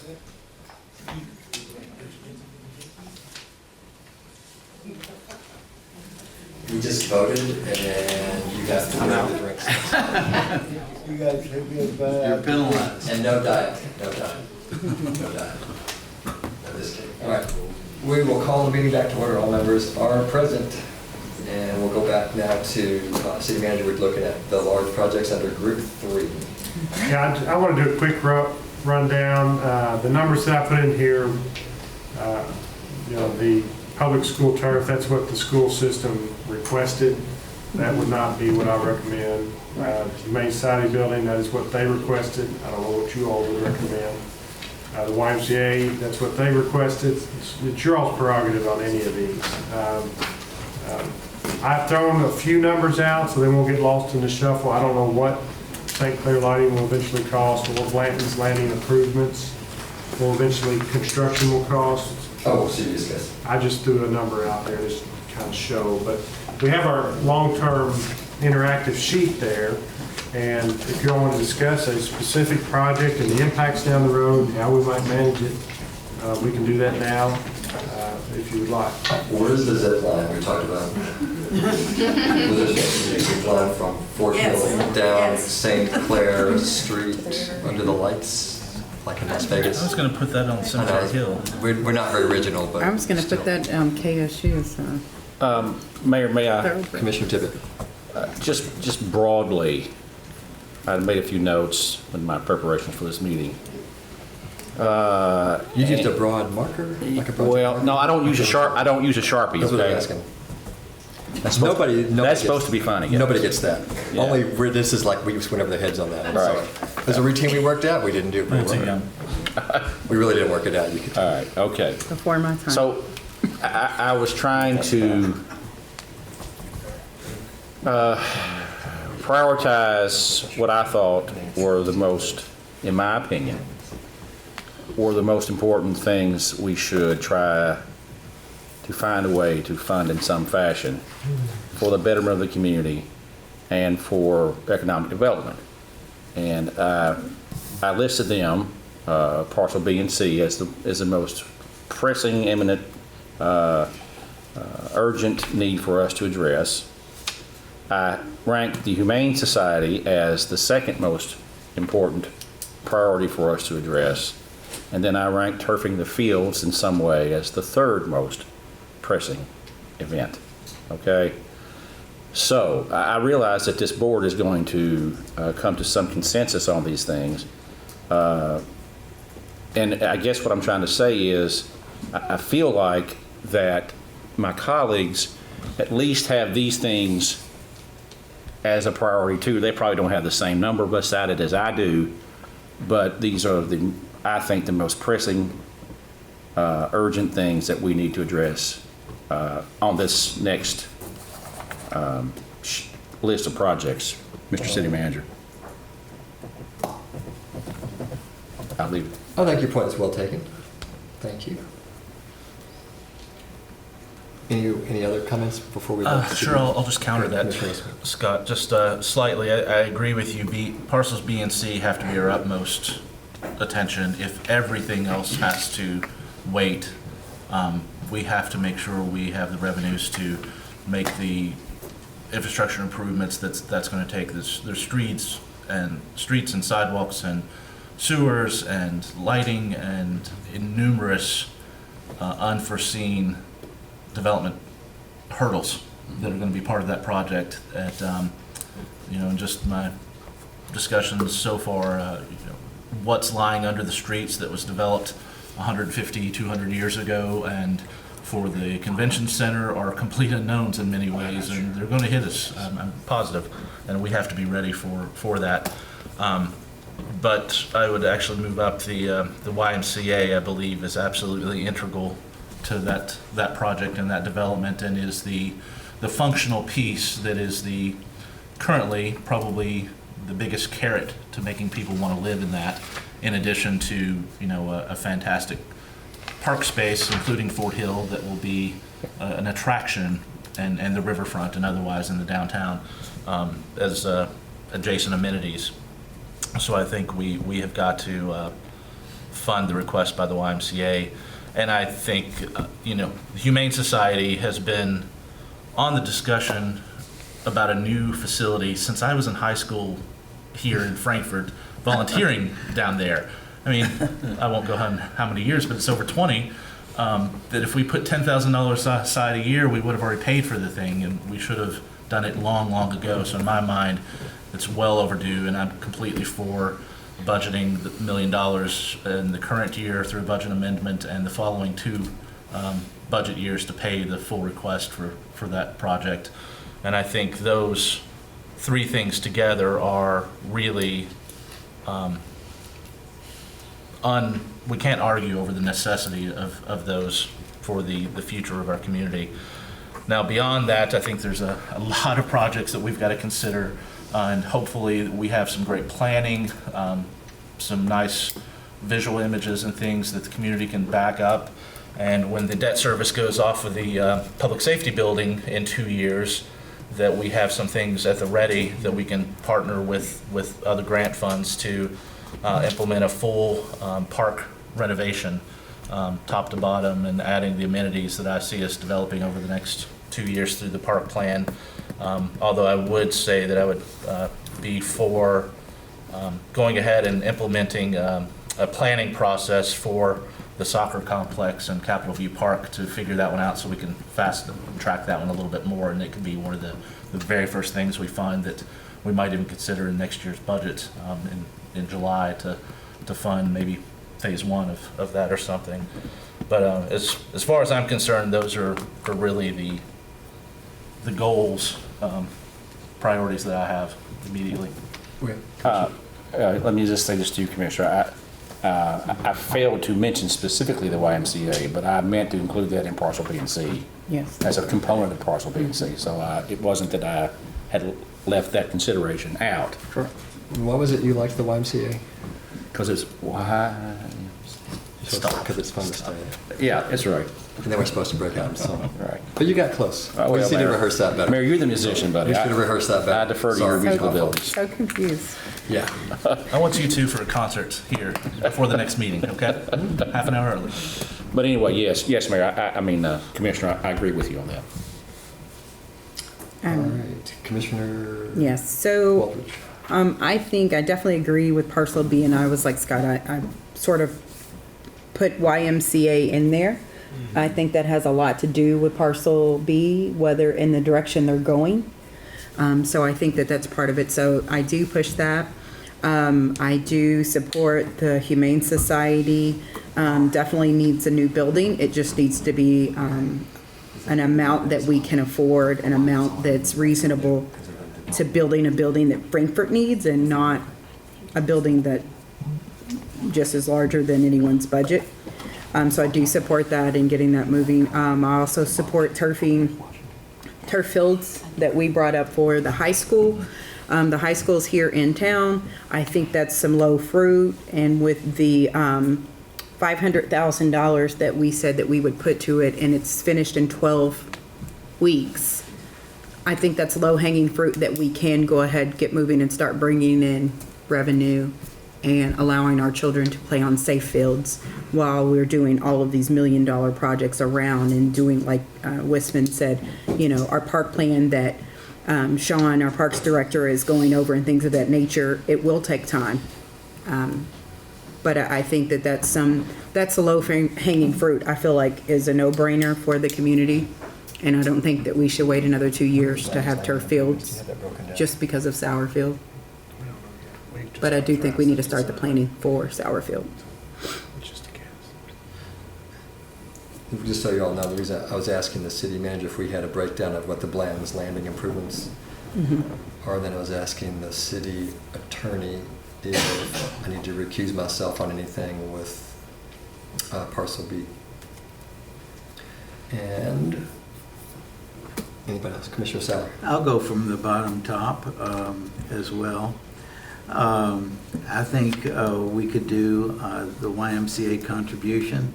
I don't know if we want to do maybe some seed money up front, but bond the issue maybe over 20 or 30 years, and Jennifer could give us a figure on that. That spreads it out so that line doesn't dip too much on us on a small project. I read, like everybody else did in the newspaper, on the Humane Society that the county looks like it is headed towards $750,000 plus some in-kind service. I would like to see us commit to both 400K right now and 400K in the next budget. And one thing that has been overlooked, I think, is the land value. I don't know if we need to get a appraisal or if we've already done an appraisal on the land. I thought that was $250,000. That was the cost savings in utility and infrastructure by going there. They were going to save, was it 200 and some thousand? 250, I thought. By utilizing that piece of property. You know, so I would say that ought to have some bearing. Mayor Pro Tem, we disagree on the high school turfing program because, well, 2 or 3 reasons. We're talking about a city park versus a high school park, or a field, I should say, a high school field. And a high school who has its own taxing district, just like the city of Frankfort does. And you weren't on the commission, the 2 new members of the commission, back when we struggled with Frankfort Independent School System and did something for them. And I can remember Ron Moore, our city solicitor then, had several sleepless nights on the city giving the city school system money. And we all know that that didn't turn out very well. I think you'd agree with that. Another thing that I would like, I left my sheet at home, but I had a sheet of the website, and I know that county school systems, and I assume city school systems, have to keep a reserve of 2%. And that's a good figure. But I took I have an information that they have $8 million, or had $8 million, Almost 9. in unrestricted funds. Now that was dated 2017, and my information from another source is that it's a lot more than that right now. So I don't think that's a good avenue to travel when they do have millions of dollars in reserve. But I would also like the city solicitor, just as we did and just as this commission required Frankfort Independent School System to pass an AG opinion on whether you could do it or not. We wrestled with that and made a requirement. And you were as adamant as I was, Commissioner, about the necessity of having that before we would move forward with their latest request. Two changes to this request. I'm willing to compromise for the sake of the children. I go back to Ed Council, and what a wonderful man he is. Sorry, Ed. Sorry about that. And you know what he talked about? He talked about children, and he talked about keeping them busy. And I think we can keep a lot of children busy and off the streets at the Capitol View complex because we have 4 fields together. When we reach the point of having mini tournaments and we have all 4 fields done, then it's all in one location. And you don't have to go to Bell Point, or you don't have to go to Western Hills, or you don't have to necessarily, if you have 4 fields, go to Franklin County. So we make a habit of talking about these young families and children, and I think that's another asset. I think by having tournaments at one location is better than having tournaments at several locations. Though I would be the first to say, you know, if the county school system and the city school system want to go forward and turf their field, I'll be glad to be called on and speak in their behalf, because I think it's good for Frankfort. Because I see us getting beyond regional tournaments. I see us getting to state tournaments.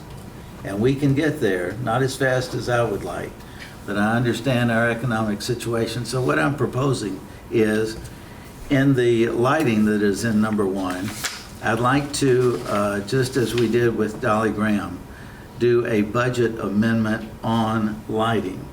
Why do I want to do that? You have to do lighting before you do the fields. And that's in Field 1 and Field 2. Or else you're just going to tear up the fields. So it's going to save us money, and we put it in the as a budget amendment. And then instead of 2 fields, because of our economic situation, I would say a good place to start is to 1 field. So instead of $2,500,000, it would be $1,250,000, approximately.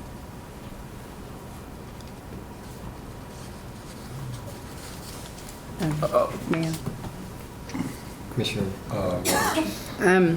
I completely agree that, you know, we do need things to keep the kids busy here in our town, definitely. Quicker rather than later, I guess, sooner than later. I think if you have the fields, regardless if you're going to 3 different fields in Frankfort, it's not a big drive to make that I understand that there's money in accounts and things of that nature. This is just getting something to go. I don't foresee the $250,000 going toward county schools as though we're paying for their field. We're actually paying for renting so that we can have time, the city can have time while we're looking at Capitol View. But I also want to look at the view of Capitol View. And when we look at it, it has so much potential. It truly does. 1 field, 2 fields, 3 fields, 4 fields, baseball fields, and all of this thing. And it has huge, but I think it's a huge planning time that we need for that. And that's going to take us, I think, a couple of years to get to. Like you said, we are very aware that we're going to have to go in, look at this, do lighting, do sewer, and all this other things before the field, because then we would damage them.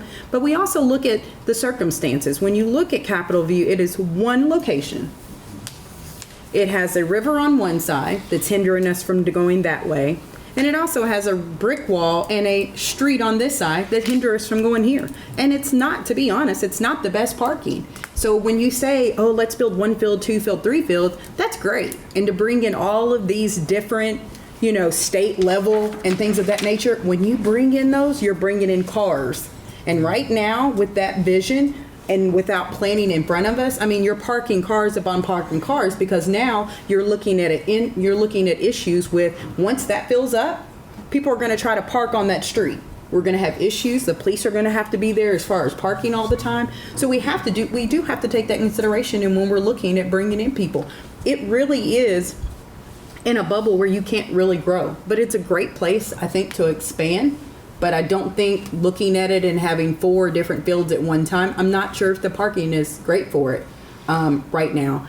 I agree. I think our kids need somewhere. I think that the high school rounds, and I get it. I know personally it is in your heart. It has your name on it. So, I understand that you would rather revamp something that has your dad's name on it than something else first. And I get that. I don't know. It's almost a slight conflict of interest, but I would agree that I would want to do that. But right now, I understand there's money available, but I just think this is some low-hanging fruit for us to go ahead and have fields. If not, we're waiting 2 more years. And like most of our numbers and most of our presentations we've had, we're already behind the 8 ball. And it's going to put us even further. So guess what? We'll have 2, 3 fields. But by then, some other county is going to right around the corner and things of that nature, and it's going to harm us. And I just think we need to get some kind of fields in here. And I'm not saying, and by all means, I think the number was $500,000, and that was $250,000 only to the city school, and $250,000 separated between the 2 high schools.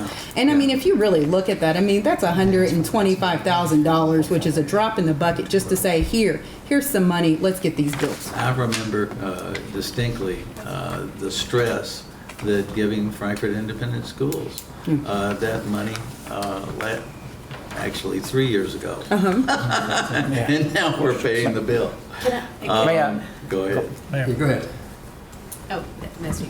This is more of like a point of This is information. Just a point of information. I'm more than happy if we want to go down. I understand that the former city solicitor had issues, definitely, with the contributions to Frankfort Independent School at the time. I do see this project as different. I've done some research already. I'm always happy to tell you all my legal opinion. If you wanted her to put that in writing, I'm happy to do so. I do see it as different. I do see it actually as a usage agreement, which I think is a lot easier actually than some of the previous agreements we've done. Trust me, I understand. But if you all want me to, we would definitely have some things to clear up and to make sure our agreement was airtight if we went the route of planning to use the school's fields. But if you all wanted me to contact the Attorney General first, I just want to point out that I'm happy to do so. I'll get right on it. It may take a while. Sometimes. May I have the floor? Oh, sorry. Sure. I'd like to ask, I have a couple of questions that may be relevant to what you're saying, Ms. Ross. Sure. And I'm a layperson, so take it with a grain of salt. I'm not a lawyer, okay? It seems to me what's problematic with the schools is a taxing entity giving money to a taxing entity. That seems to me to be problematic. Sure. Okay, the thing with the state agreement is they can be arbitrary and capricious as well. And I've heard the city manager say this several times, that they have a 30-day out on any lease agreement. So that's problematic. So I guess I don't think we're near having enough information into this body to make any kind of judgment. I think I do see the concerns on both sides of it from a purely legal perspective. I definitely understand Commissioner Sauer's concerns with interactions with the school, especially since that body of law is either very, very old opinions that have been issued on city-school monetary interactions, or is conflicting. So it is a tough question. It's always something we want to be very careful about. When you're dealing with public entities with their very own rules and requirements for funding. So we need to be very careful about that and how we structure it. On the other side, with the lease, with the state, I was looking at that again, we do have some provisions in there. For instance, if it were to be returned to the state, it would have to be in the original condition, which very well could include tearing out turf fields. I realize that the possibility is slim, but we have to look at the legal document as it is, the four corners of it. So we could put fields in, only to be told to tear them out, as small of a chance as that is. So there are a lot of factors back and forth. One thing I would say is that whichever route you all choose to go, if we run into a problem as we move forward, if we want to do something now and then run into a problem as we move forward, we can address it as it occurs. The good news about the budget ordinance and amendments is that we can do them at any time as needed. Mayor, for me. Commissioner Walters was asking first. Commissioner Westman. So, and I will stand by what Commissioner Sauer said. I think he both say that we do want the approval of the AG, definitely.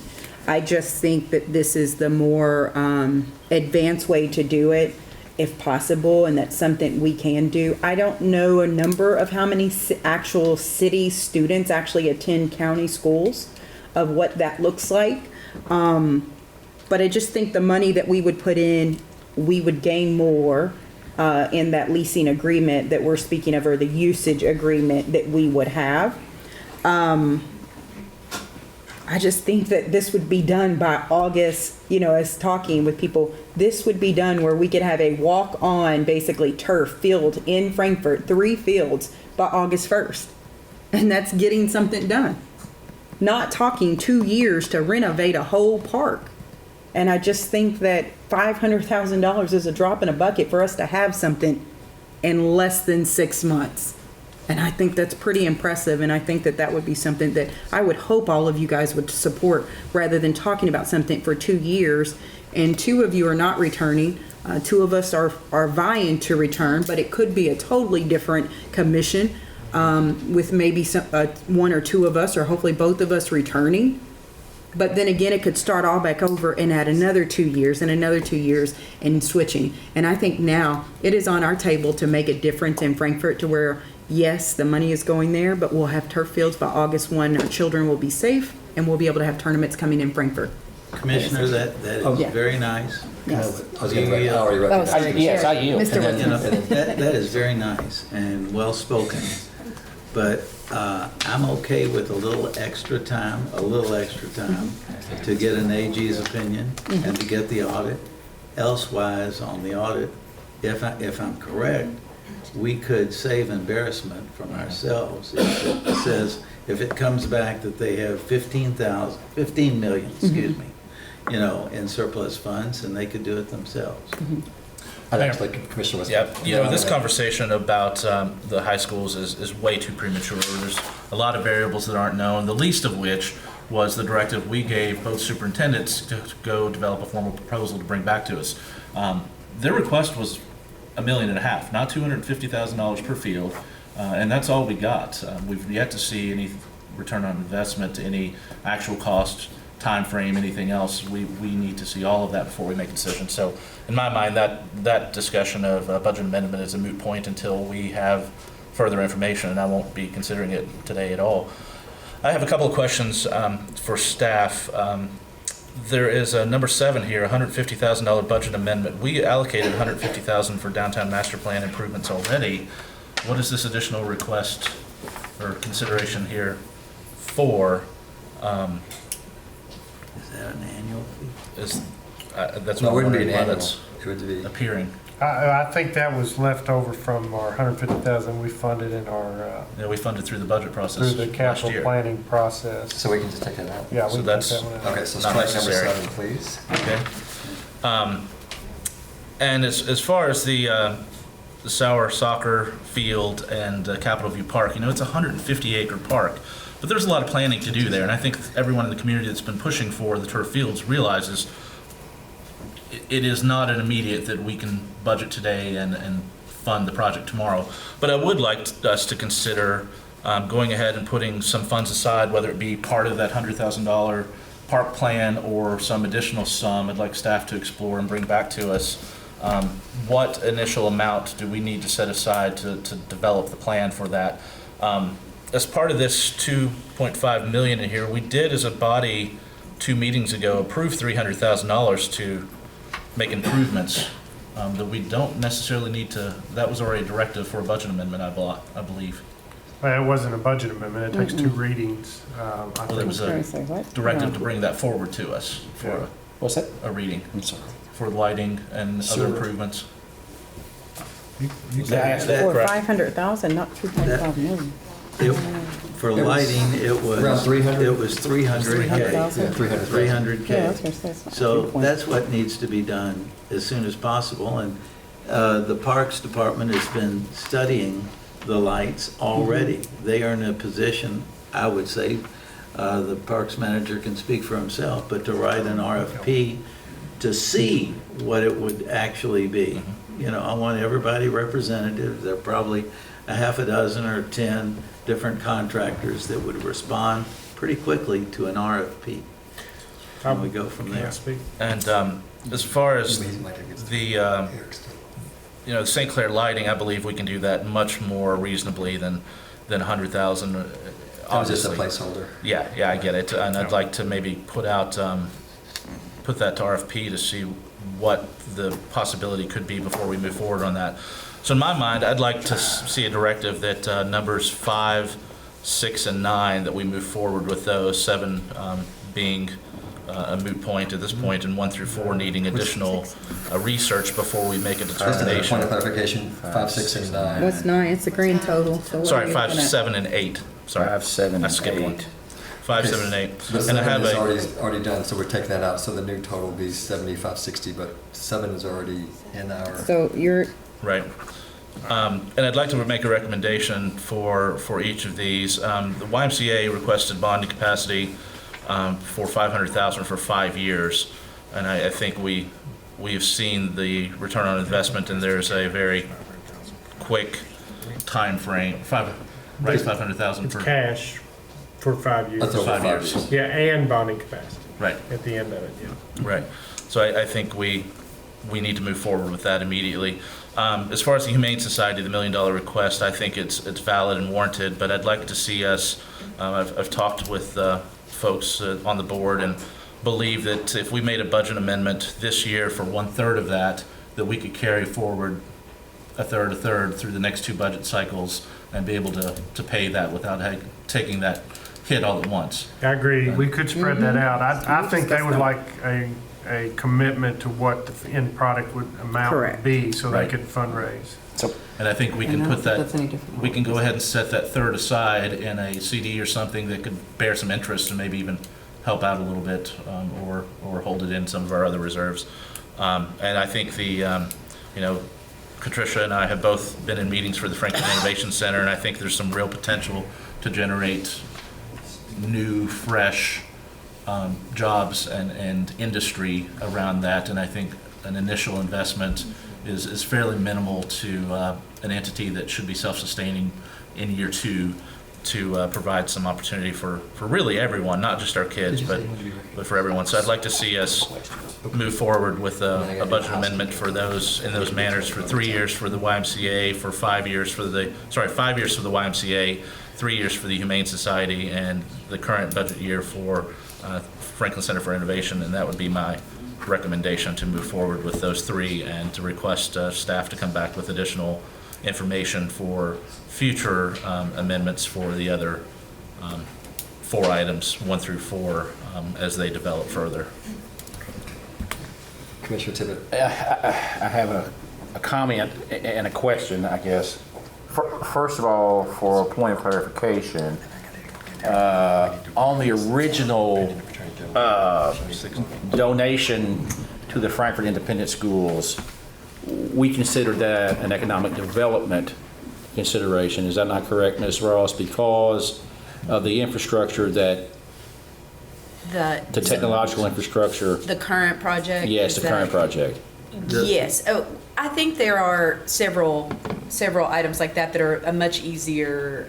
It's academic. It is. Okay. It is academic. And that's an easier sell to the public for folks who are concerned about that. Fortunately, at least I think 3 of us don't have to worry about that anymore. They can still come after us. Yeah, they can. And I've lost my train of thought. Sorry. So providing monies for indigent kids or fixed income kids or free and reduced lunch is a better term, is an easier sell than athletic facilities. That's just my opinion, okay? I think we should cogitate on that.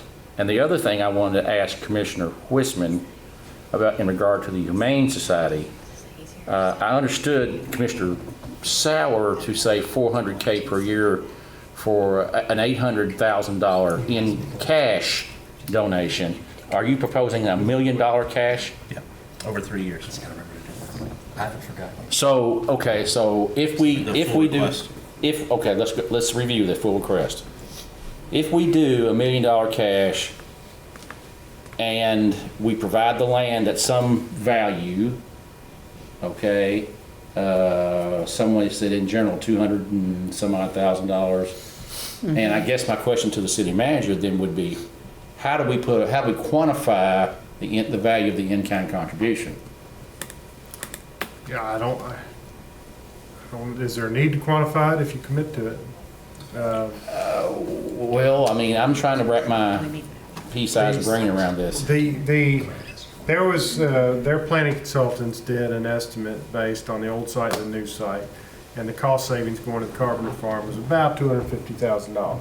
So in a future request for money, the Humane Society reduced their request to the city by $250 below what the county request was. And now we're in a different iteration of requests. So I have one more question. Go ahead. You know, if we do that, and I'm entertaining the thought and cogitating, if we do that, are we then obligating Franklin County Fiscal Court to something that they do not have the wherewithal to assume? No, our contribution doesn't have to meet their contribution or vice versa. Okay. Yeah. So we don't work in tandem. No. If I may, I watched the county's meeting on the new live stream. I like that they're doing that as well now too. I think it's good for open government. And there seemed to be some interest in the county providing more of the in-kind services, excavating, otherwise, providing the $750 and providing maybe $250,000 in or something, some amount of in-kind services. I believe we're in a slightly better position. The argument has been made that the city uses the facilities and the services of the Humane Society at a greater rate than the county or private individuals.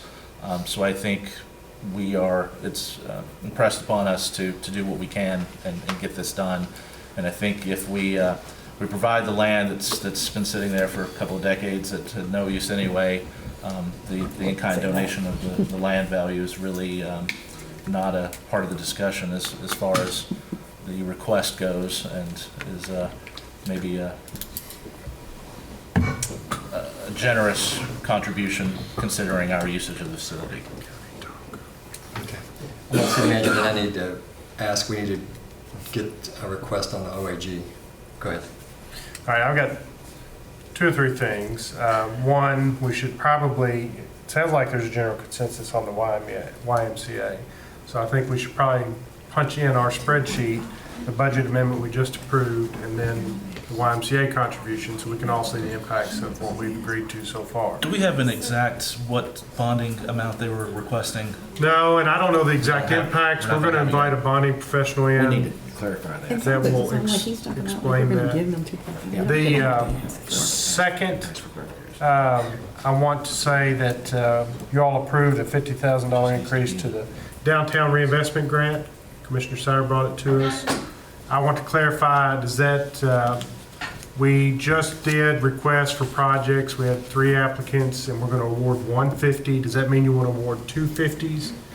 instead of, or $100,000? 250s, 100,000, but that group, and I was there when we started that group to meet and evaluate it, can evaluate it any way they want to. Okay. They can go 60, 20, 20, or 50, 50, just to 2 and leave somebody out. I think it's easier now, we advertise 50 in the RFP, that we would just give out 2 50s. Because I think that's done, or can we back? I would argue more that we need to, the committee needs to look at the gap financing need per the project. There could be a project that needs 30, there could be one that needs 70. It really needs to match the exemplified need rather than dictating on the front end what it is. These projects vary greatly, and there are other incentives that need to be used as primary funding before the cities, and I would hearken more Commissioner Sauer's interest that the committee establish We may have what those need to be. to re-advertise for resubmittal. I don't know what information, Rebecca's gone, I believe, but we may have to, I'll have to see if she has enough information to make that determination. The current submittal was based purely on a $50,000 one entity. I agree, that sounds like a good avenue, but I don't know, did we ask for enough information? Eric may be able to help us. We do generally, as part of their proposals, get some level of financial information, so they usually will kind of share with us in most of those proposals some baseline information about the project's cost, obviously, and estimates of that nature, and they usually will share with us as a way of, I think, doing kind of what you're talking about, justifying the ask. They'll usually give us some level of information, in my experience, with various funding sources. They'll mention if they're going after other incentives or tax credits, things of that nature. Do you think we can go with the varied amount, possibly fund up to 3, 1 to 3? I could be wrong. If I am, somebody can let me know. I need to look at it again, and that's what I'm going to do tomorrow. But I believe it said it could be split. I believe that the 50,000 could be split. I believe you're correct. All right, so we can fund it with 100. We can fund 1 to 3 of those projects. No more new projects can apply. It's those 3 that are there now, and we'll institute another ranking based on funding need, which is probably already there. And I would also argue with that if there is not the exemplified need, that funds are left over, let's put it back out for some smaller projects then. I think they all not make have people some take pretty the good money, but I'm needs. sure they all have it, knowing what projects are. I mean, and they will, like I said, we get some information about the financial plan, if you will. That's one of the things we ask for, is to kind of show us how you're going to fund this. I don't know that we're going to have the kind of detail where we can really nail down, project X, you clearly need this amount of financing versus project Y. I don't know that we're going to have the information to really identify a specific but for, if you will, but we can certainly look at that and try to spread it around. But they're evaluated on a point system, are they not? I mean, typically when we, just generally speaking, when we evaluate and rank RFPs, generally speaking, I mean, we'll have some score system, and so that's true in this case as well. The committee will generally independently score those. Sure. We'll get together, look over them, kind of have some discussions. So, and those scores have already been made by the committee and turned into Rebecca, and we have a meeting coming up soon with the committee to go over those. So and see what our final aggregate scores look like, things of that nature. I'll talk with you offline maybe, Eric, but I would imagine if a project comes in that is just a gold mine, it has a significant cap rate that doesn't need public assistance, we should not be considering those. We should be considering the ones that don't make financial sense on their own merits to redevelop, which is typically the issue with so many of these large buildings downtown, but we should be considering those financials pretty strongly in the scoring process. Yes, and I think philosophically I'd agree. I mean, you want to help the projects that might not happen otherwise. Sometimes it's harder to make an identification and then use that as a justification than it sounds, I guess would be all that I would offer. So. Okay, thanks. City manager had one more thing, and then we need to ask to vote on this attorney general opinion. Well, I'd like to make a point that the Parks Master Plan was an idea that was brought up in the budget meetings this spring by Commissioner Wissman. I initially thought, well, we don't have enough money to do that, but now looking back on it, I think it was a good idea. We've allotted $100,000, and what I would suggest, I'm afraid that throwing money into lighting at Capitol View now, if we're not going to do the entire project or a whole field, then a master plan may show we've got to level the area between and rebuild a concession stand and other items. I would suggest you all throw another $20,000 in the master plan, and we have a detailed analysis of Capitol View with economic analysis on that portion to see what it needs, because it'll be more detailed than a general master plan for the parks. But let's spend a little more money on planning, just like a lot of these other projects we want to fund. The YMCA is in the downtown master plan. The Blanton's Landing's in the downtown master plan. You know, they're part of a bigger planning. If we're going to go on and expend the money from the Parks Master Plan, let's get it out there in a hurry. Let's add a little more so we can do more planning on Capitol View. And this time next year, maybe we've got a plan, maybe we've got a restaurant tax. Mayor, you bring up a point that I actually was going to bring up a little later, or Monday instead. I've talked to most of the county magistrates about the idea that we really need to do a master plan. And since our park departments are so interwoven with one another, I've actually asked them if they would consider a $50,000 contribution to our planning process so that we can have a county-wide encompassing park plan that looks at redundancy in park systems, that there may be some things at Capitol View that aren't in our city parks or replicated in that.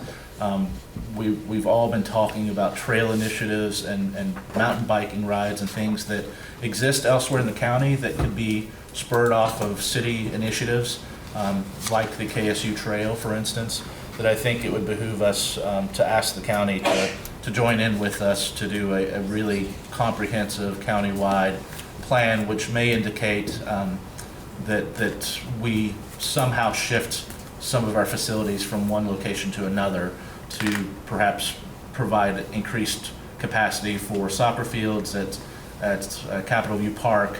Perhaps a baseball field or two could be moved to Lakeview, for an example. I use the baseball examples currently quite often, that if you have a child in elementary, middle, and high school, you cannot go to all their games because they're at 3 different locations, and if they're all scheduled at the same time, same day, maybe there's a reason to consolidate some of those fields into one location, near the high school at Lakeview or something. So I'd be in favor of putting a little more money to it if we think that there's a better opportunity to develop some of this.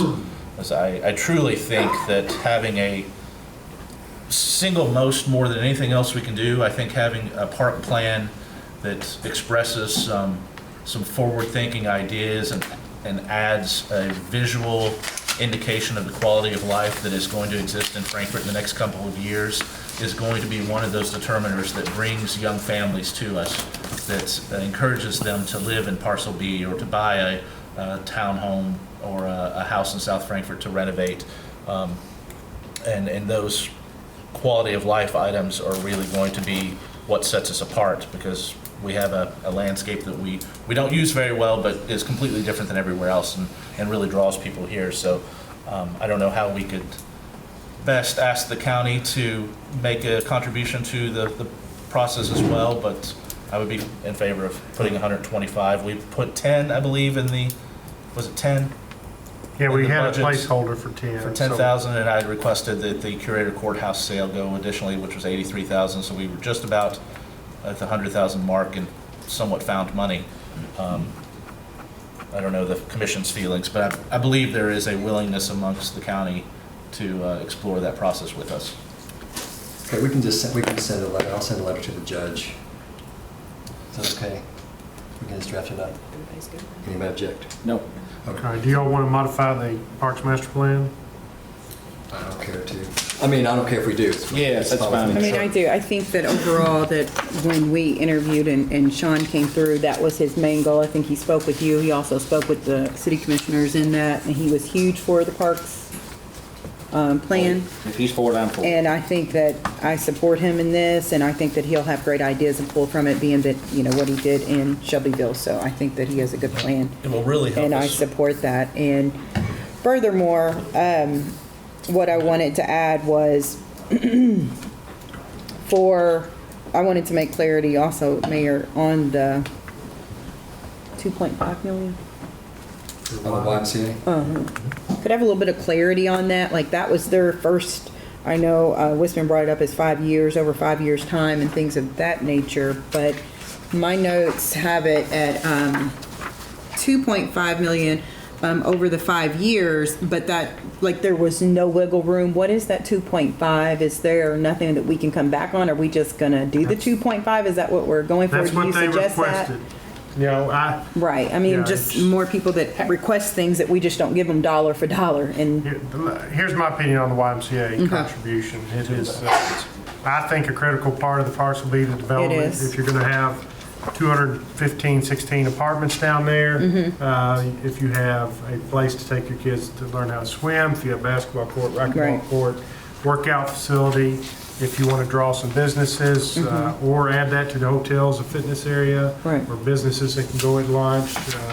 so you think that But that's a good over I don't 5 know years. about the amount. When they first told me the amount, I thought it was a little high, but That's what I thought, but I just, it sounds like there may be several commissioners that think it's acceptable, and that's really your all's prerogative.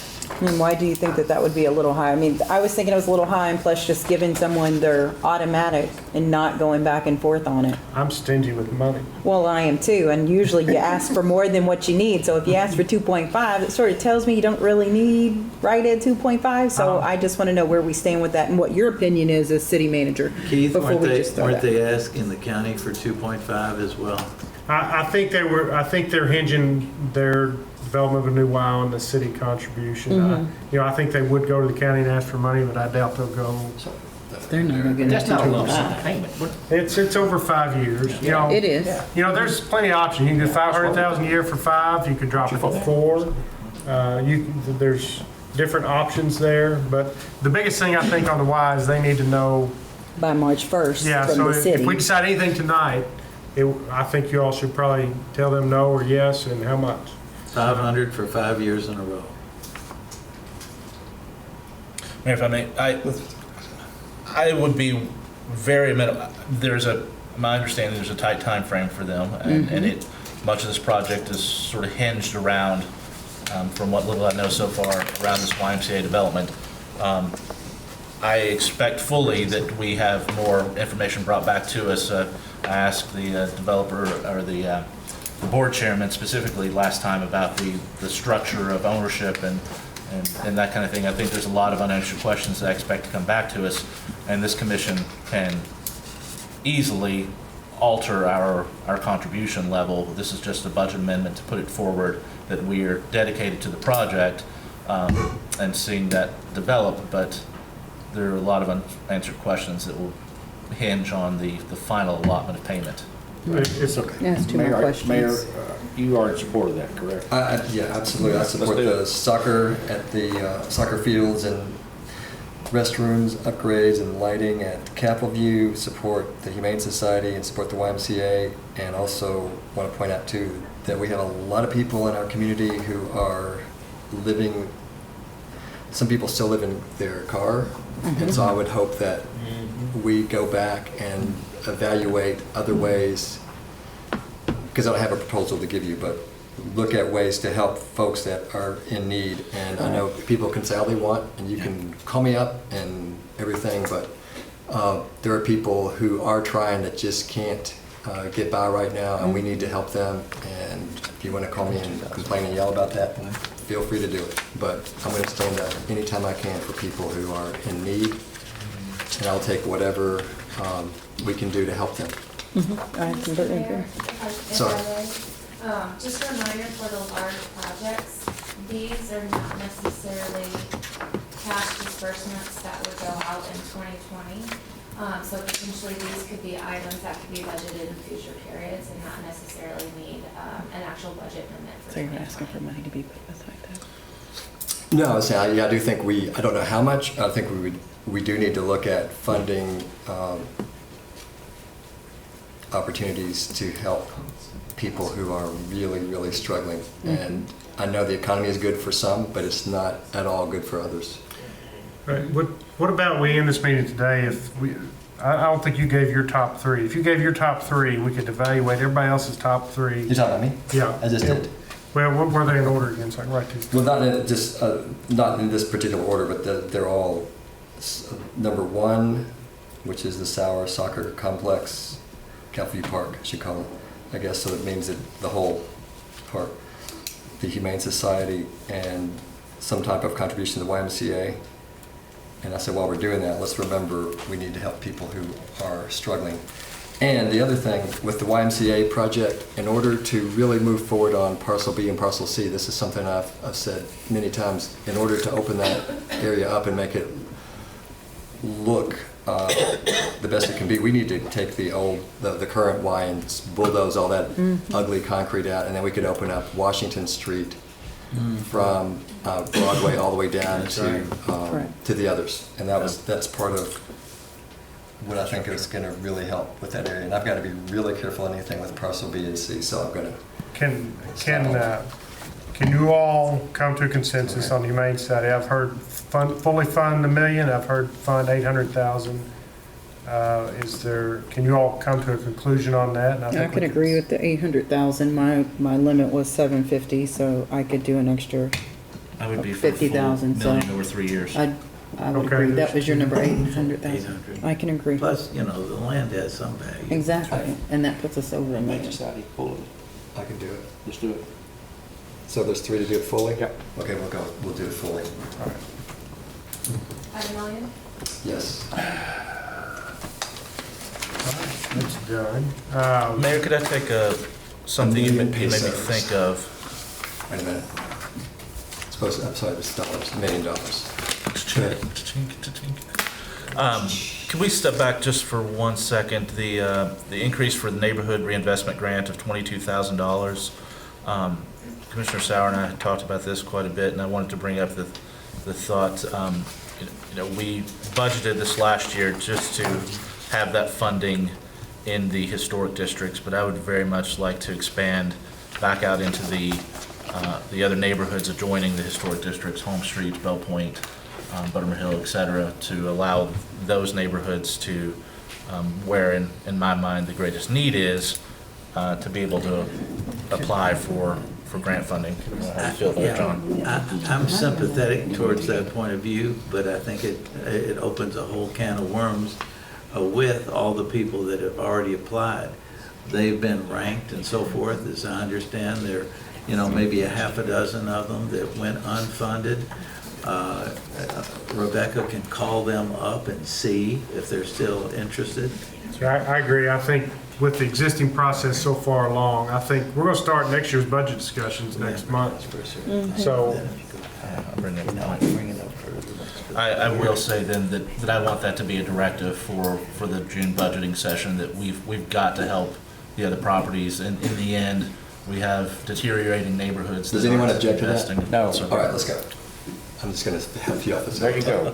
I don't mean to shut you up, but I just want you to be quiet. Mr. Mayor, I have Just a kidding. clarification if I may. Good. The $1 million, is this going to be a single payment, or are we going to have it over several Humane years? Society. it'll be tied to an agreement with Humane Society when they raise the additional funds and are ready to build. So it'll be a future investment, a couple of years maybe. I'd like to see us put a budget amendment and set aside those funds for the current year, and then budget them in the next two sessions as well, so that we have it available upon their fundraising goals. And are we giving the 1 million plus the 250 for land and that's it? There's no in-kind from our city employees to help out in the situation, since we're giving the $1 million and the 250,000 in property? What I'd say is we were setting up today a meeting to go look at the site with street department, road department. It's easy to say in kind and put a number to it, but when we're talking labor, I think in kind, the street department could help some, but we can't spend a lot of time there. Let's just work that out between us and the Humane Society, not tie it to an agreement. We'll be there to help down the road, but y'all have given a significant amount of money, but we'll be around to help in the future. Recognize you. If it helps any. Yeah. Who are you, sir? Sam Marcus. Thank you.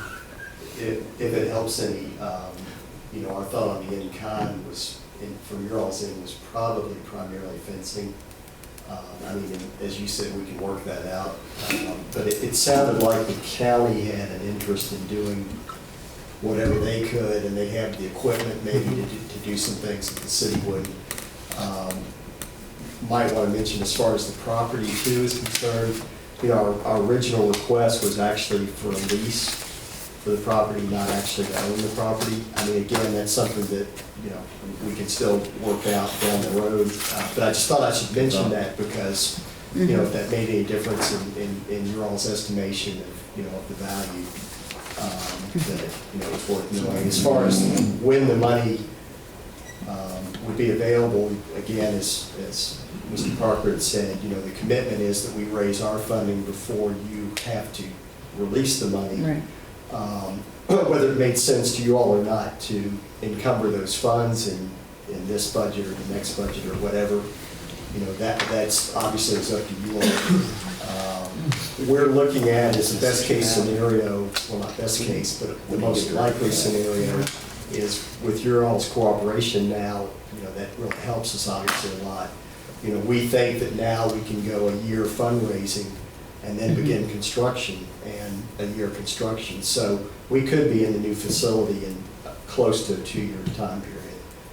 So that certainly would be our hope. You said two from now, basically. Sam, you bring up a good point too. And really, it'd spill over a little bit. It'd probably be, we had said, and I think we sent you a timeline estimation, because we can't really start a capital campaign probably for a couple of months. A year from that, then a year or so construction, add a little leeway.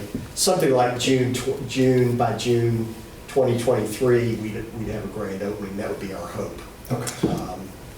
If that helps. I want to say you bring up a good point that if the city 2022, sorry, 22. Thank you. In one of your initial proposals and discussions, if the city and county put in this cash and at such point that the Humane Society as a nonprofit entity ceased to exist or decided to move to a new facility, ideally, the building could revert back to the ownership of the two governmental entities, wouldn't you think? Or well, the Humane Society, we would lease. relocate it. I think the eventuality would be what would happen if we cease to exist.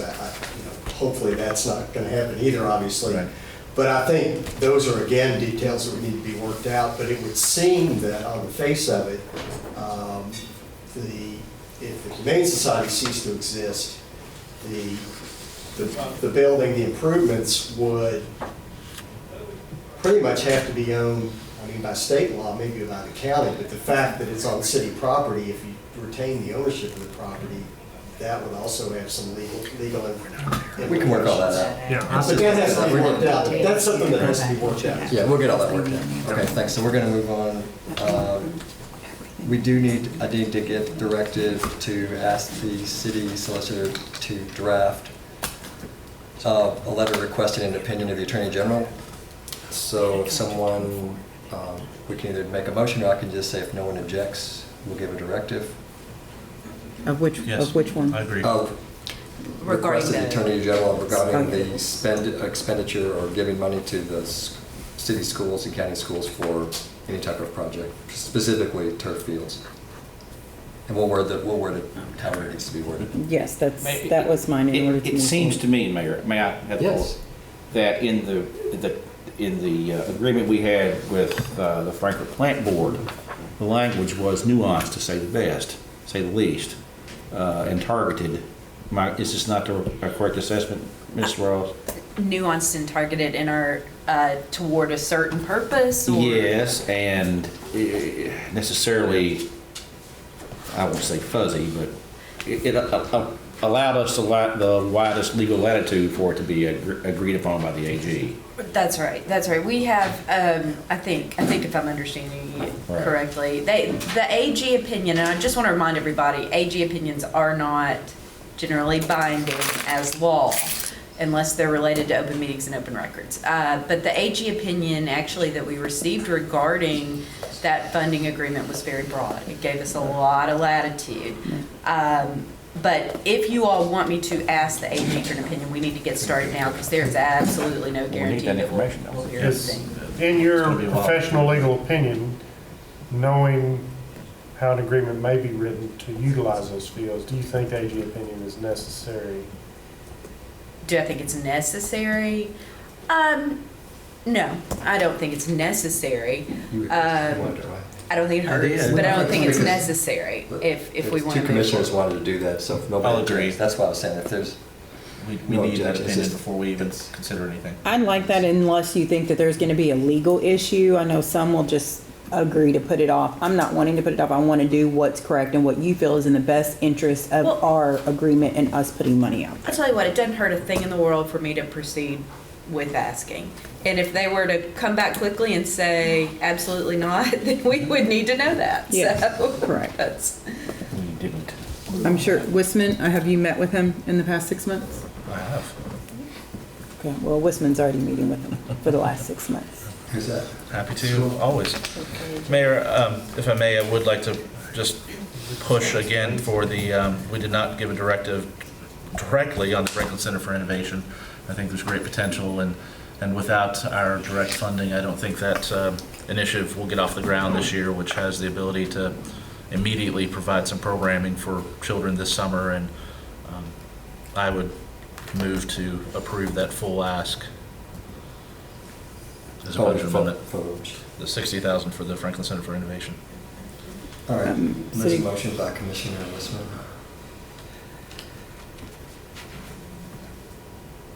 I'm gonna let it, it's gonna die for lack of a second. Doesn't mean they can't be done later. This is just for this Come back particular. to And Mayor, may I, Commission. what I would say to these folks is, you know my heart is with you. I think it's a worthy project. For lack of a better way to say it, we need some more tangible information, some more empirical data, something that we can wrap our hands around. Not to say that we can't bring this up again. Oh, yeah, absolutely. This is just for this budget, this is the upcoming budget number for this I'd be month. happy to ask Gary Stratton to develop it for our Right. next meeting. I'm sure he will. And I think that I want to piggyback on that. We do support you. I think that we just have to make sure that we go through our processes. And I know when this came up, it was abruptly done, and I believe Keith wanted that to go through his, have that Yeah. report going through his office first before it came up. So I think if we have that, Keith, is that, you want a little bit more information that you'll have? I'd like to implement the recommendations I made in the planning document where we create a committee that helps you all with these requests for funding. Okay. There you go. And I think we ought to immediately start Cautious of that. what that order would look like, and then we develop a capital committee that takes requests for fundings and makes recommendations to the When committee. can I you would bring it to us, agree. Keith? Tomorrow. Laura's pretty busy. Probably March. Okay, March, April.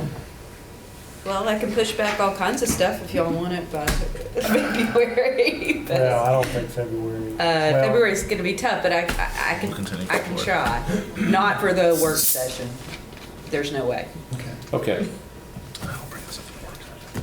Move to adjourn, Mayor. Moved by Commissioner Second. Tippett, second by And can we just have, Mr. Mayor, if we can, just summarize and make sure I have everything. Let me do this accurate? because you commissioner made a motion. Did you make it? And you commissioner? I'll rescind my motion, Mayor. Okay, thank you. Okay, go ahead. So group one, I have group one and group two will all be budget amendments, in 2020. Correct, this What- month. And what's the total amount on that? It's, 1.1. no, I think we're confused on that amount. What did you add to the 500? There was the 44,000 You didn't take the removed from revenue the, off. The 44,000? I did. I did on this one. I backed it out of the 214. Well, I had estimated the 565, that was all the requests minus the revenue adjustment. So our math is different. Wait a minute, is this fuzzy math? That was Here's too old for where them, Scott. 214 They is didn't get where that I fuzzy took. math number right. Oh, yeah. You gotta remember we're old. As long as Keith has it, then we'll go. But group 1 and group 2 are gonna be all attendance. Can you reiterate what you have for group 3? The only thing I have for group 3 is the commitment for $1 million, Humane Society. I thought we gave director for the Y as well. Well, if you talk around it, I mean, that's something y'all need to Let's give it director decide. then. Let's go back then. So they're expecting this within about 30 days, right? March the 31st is the date that they need it for our Oh, I thought we, our I support. thought we gave director. I thought we approved that. Yeah. Yeah, There's 3 let's, votes for I that. don't think we There was did. 3 votes to do it, we didn't give it the actual amount. I move we approve 2.5 million over a 5-year period for the YMCA requested contribution. A motion by Commissioner Wiseman. No, parcel B. Is that a second, sir? Yeah. Okay, second by Commissioner Tippett. I was thinking like, okay, all right, any discussion? Good idea. Seeing none, Yes, it is. Just say, all those in favor signify by saying aye. Aye. Any objections? Like sign. Okay, it's approved. Greg McLeod only But moved that's what he something that started. could change, they said later. Yeah, we'll just, they can We start. needed those changes. Move to adjourn, Mayor. One more thing, she, Oh, one more thing? on the Capital View Park, they need to know how much money to put in. And you can put a placeholder and let it be less, and we just turn the money back in, although I think the staff probably prefers it to be pretty close to it. What do you Does, think? Does our park already have an estimate of what he thought that was Capital View Park stuff. for the planning, No, I was recommending we add money to the planning. which was $20,000 added on to the 25, I think 150? 125 instead of 100. And Yeah. then I wouldn't put money into lighting now until the planning says we need lighting. Correct. That's why I'm like, we're skipping a whole I plan. disagree. I think we're just gonna budget it, and if the plan comes back and says something different, we can always change it, but I think they wanna go ahead and put money out there to move forward with it when available. Don't want to put words in. Could I suggest we, Well, I was looking at, I was asking Commissioner. I offered the idea that we could do an RFP tomorrow on lighting, and lighting has to be done for the field. Instead of 2 synthetic fields, because of our budgetary constraints, I offered one at half the price, which is $1,250,000. So could I get, he's saying one field, which is one something. However, if we're thinking of rehauling this whole entire park and we put in one field with lights, are we gonna be able to get that measurement right for other fields to come later? Or, I don't understand, these lights are a huge issue here. And I'm not understanding, I understand the lights go in first after a lot of other work happens and then the lights go in. But if we only focus on one, what does our Parks Director's idea or look at of that, and how does that work?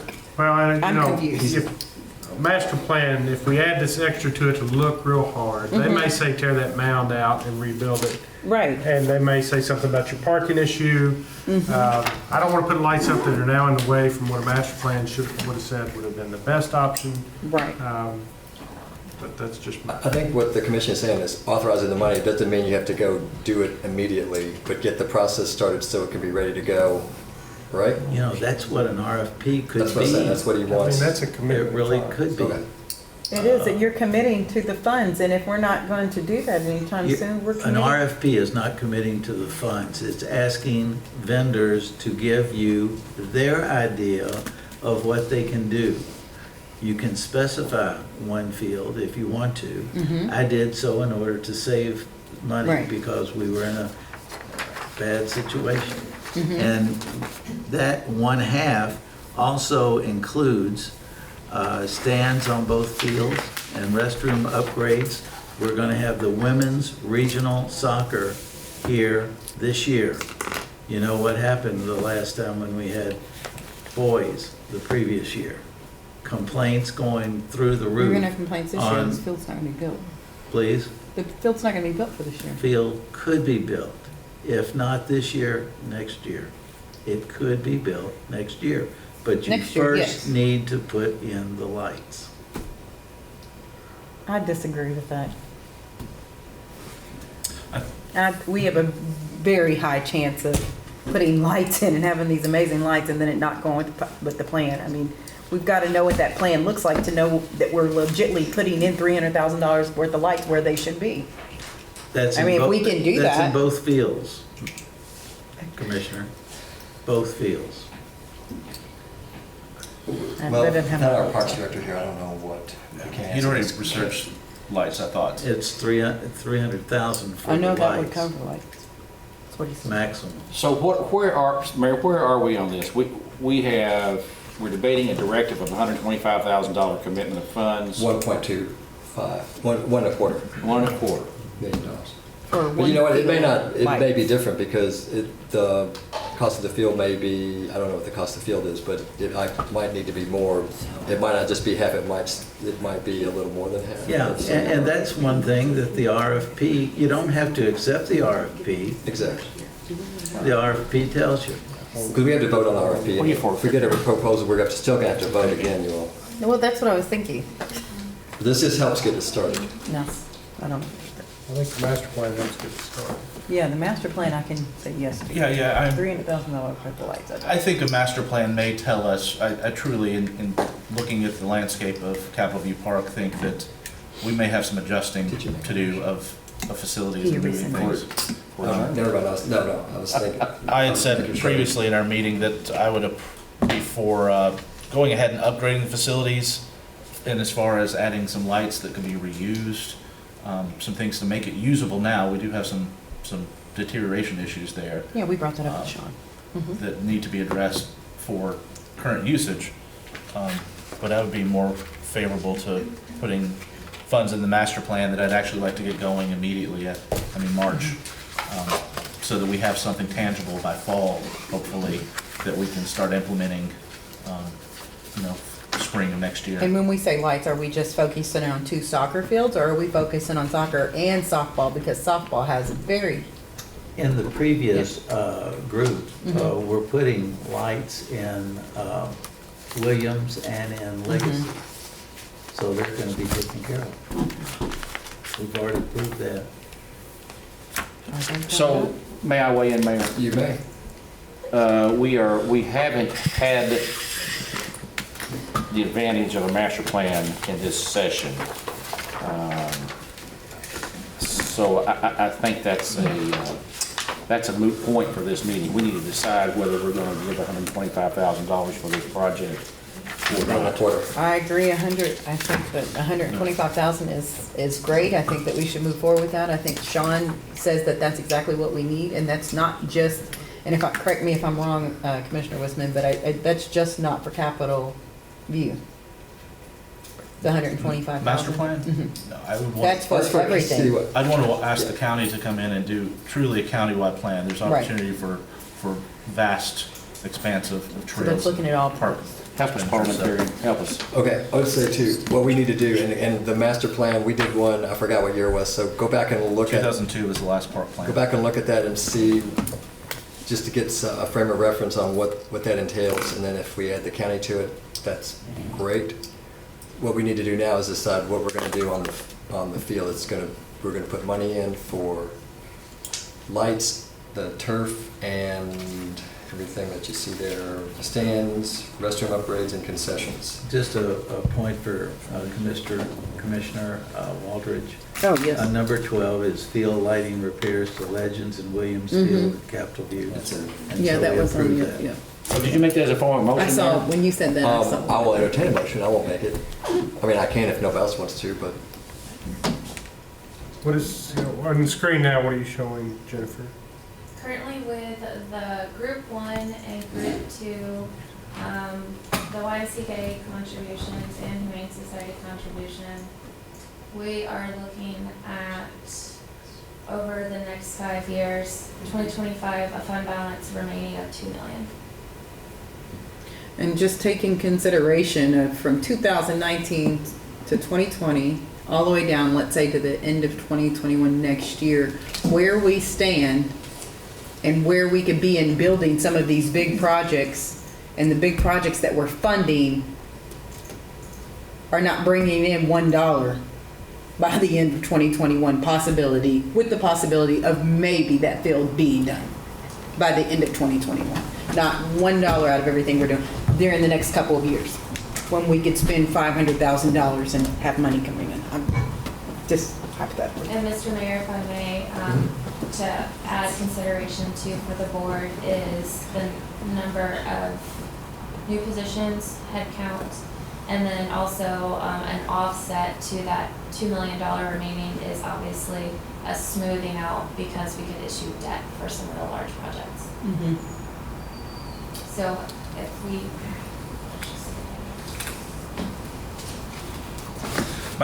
Mayor, if I can, my concern with, If you don't want to make it up, you don't have to, but if you want to make we need to direct staff one way or the other to have it prepared for next Monday. Okay, I will admit to be thoroughly confused. Okay.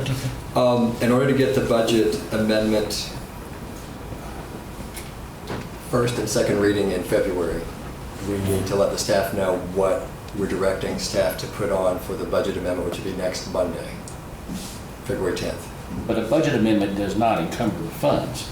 It does. It does encumber them. It does. It doesn't mean they have to be spent immediately, but it does reserve those dollars. You have to, I'm just talking about 300,000. Oh, you want to see the lighting? Well, you could make a separate motion just for that.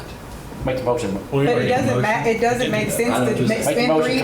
Make a motion that You're we spending do $300,000 without a plan. $300,000 as a budget amendment for Capitol View Park. I second that motion. Okay. Motion What's by the Commissioner what's the Sauer motion is again? The $300,000 for lighting at Capitol View Park. So do an RFP. It'd be an RFP. I get it, but you're putting the cart before the horse, I think. But that's just me. You don't have a plan. You may need $6,000 in lights, or $200,000, whatever maybe. The RFP will tell you what the vendor will charge. We just need to get off the dime, Mayor. Okay, just buy some lights. Lord. That's what I was saying, is get something going. So we got something we can direct staff to do and get off the dime, right? Right. And then we still need to decide what we're going to spend on upgrades to Capitol View Park for concessions, restroom facilities, and the fields. I believe that can be done another day. We can do that another day. Okay. Move to adjourn, Mayor. I did not Wait, say, I I did not say yes to $300,000 for lights. I've got to vote on that first. Okay. Oh, We can okay. get that motion out there. All right. Although, you can make a motion if you Mayor, we're in wanted. discussion on that, aren't we? He can make. I thought we had given a direct. We are, but he can make a motion to adjourn and that You give them a basically. direction. Okay. it has to But I don't think that's what That you want to always do. All right, Is that okay. what you want to do? So let's back up. Procedurally, where are we? Have a motion and a second. Correct. Okay. And then you made a motion There was discussion. Now to we're adjourn, discussing and I it. said I have to recognize that and let, Okay. and that would be an attempt to end debate, basically.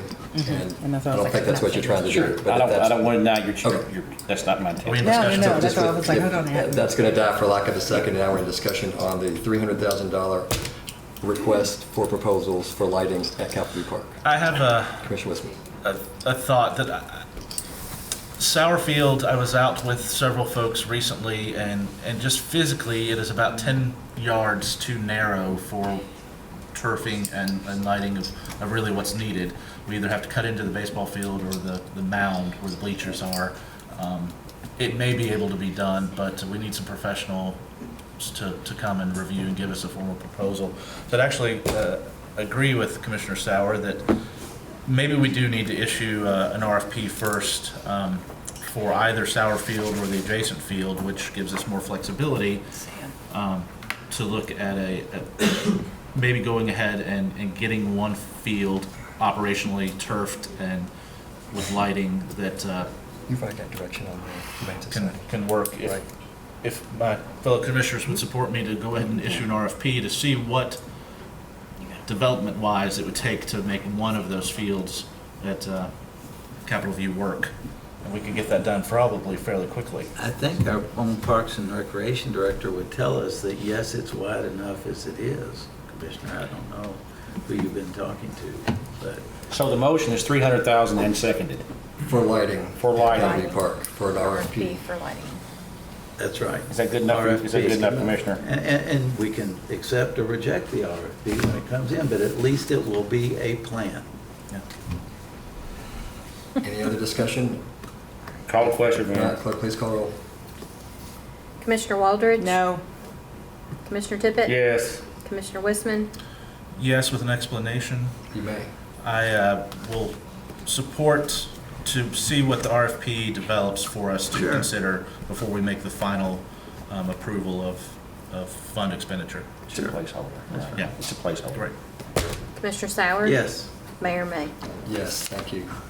Now, Commissioner, did you want to? Move to adjourn, Mayor. Second. Second by Commissioner Sauer. Any discussion? Third, fourth, Seeing fifth. none, all those in favor signify by saying aye. It's not quite 5 hours. Did I hear 3? Aye. Aye. Okay. All those opposed, like sign. Like Santa Claus.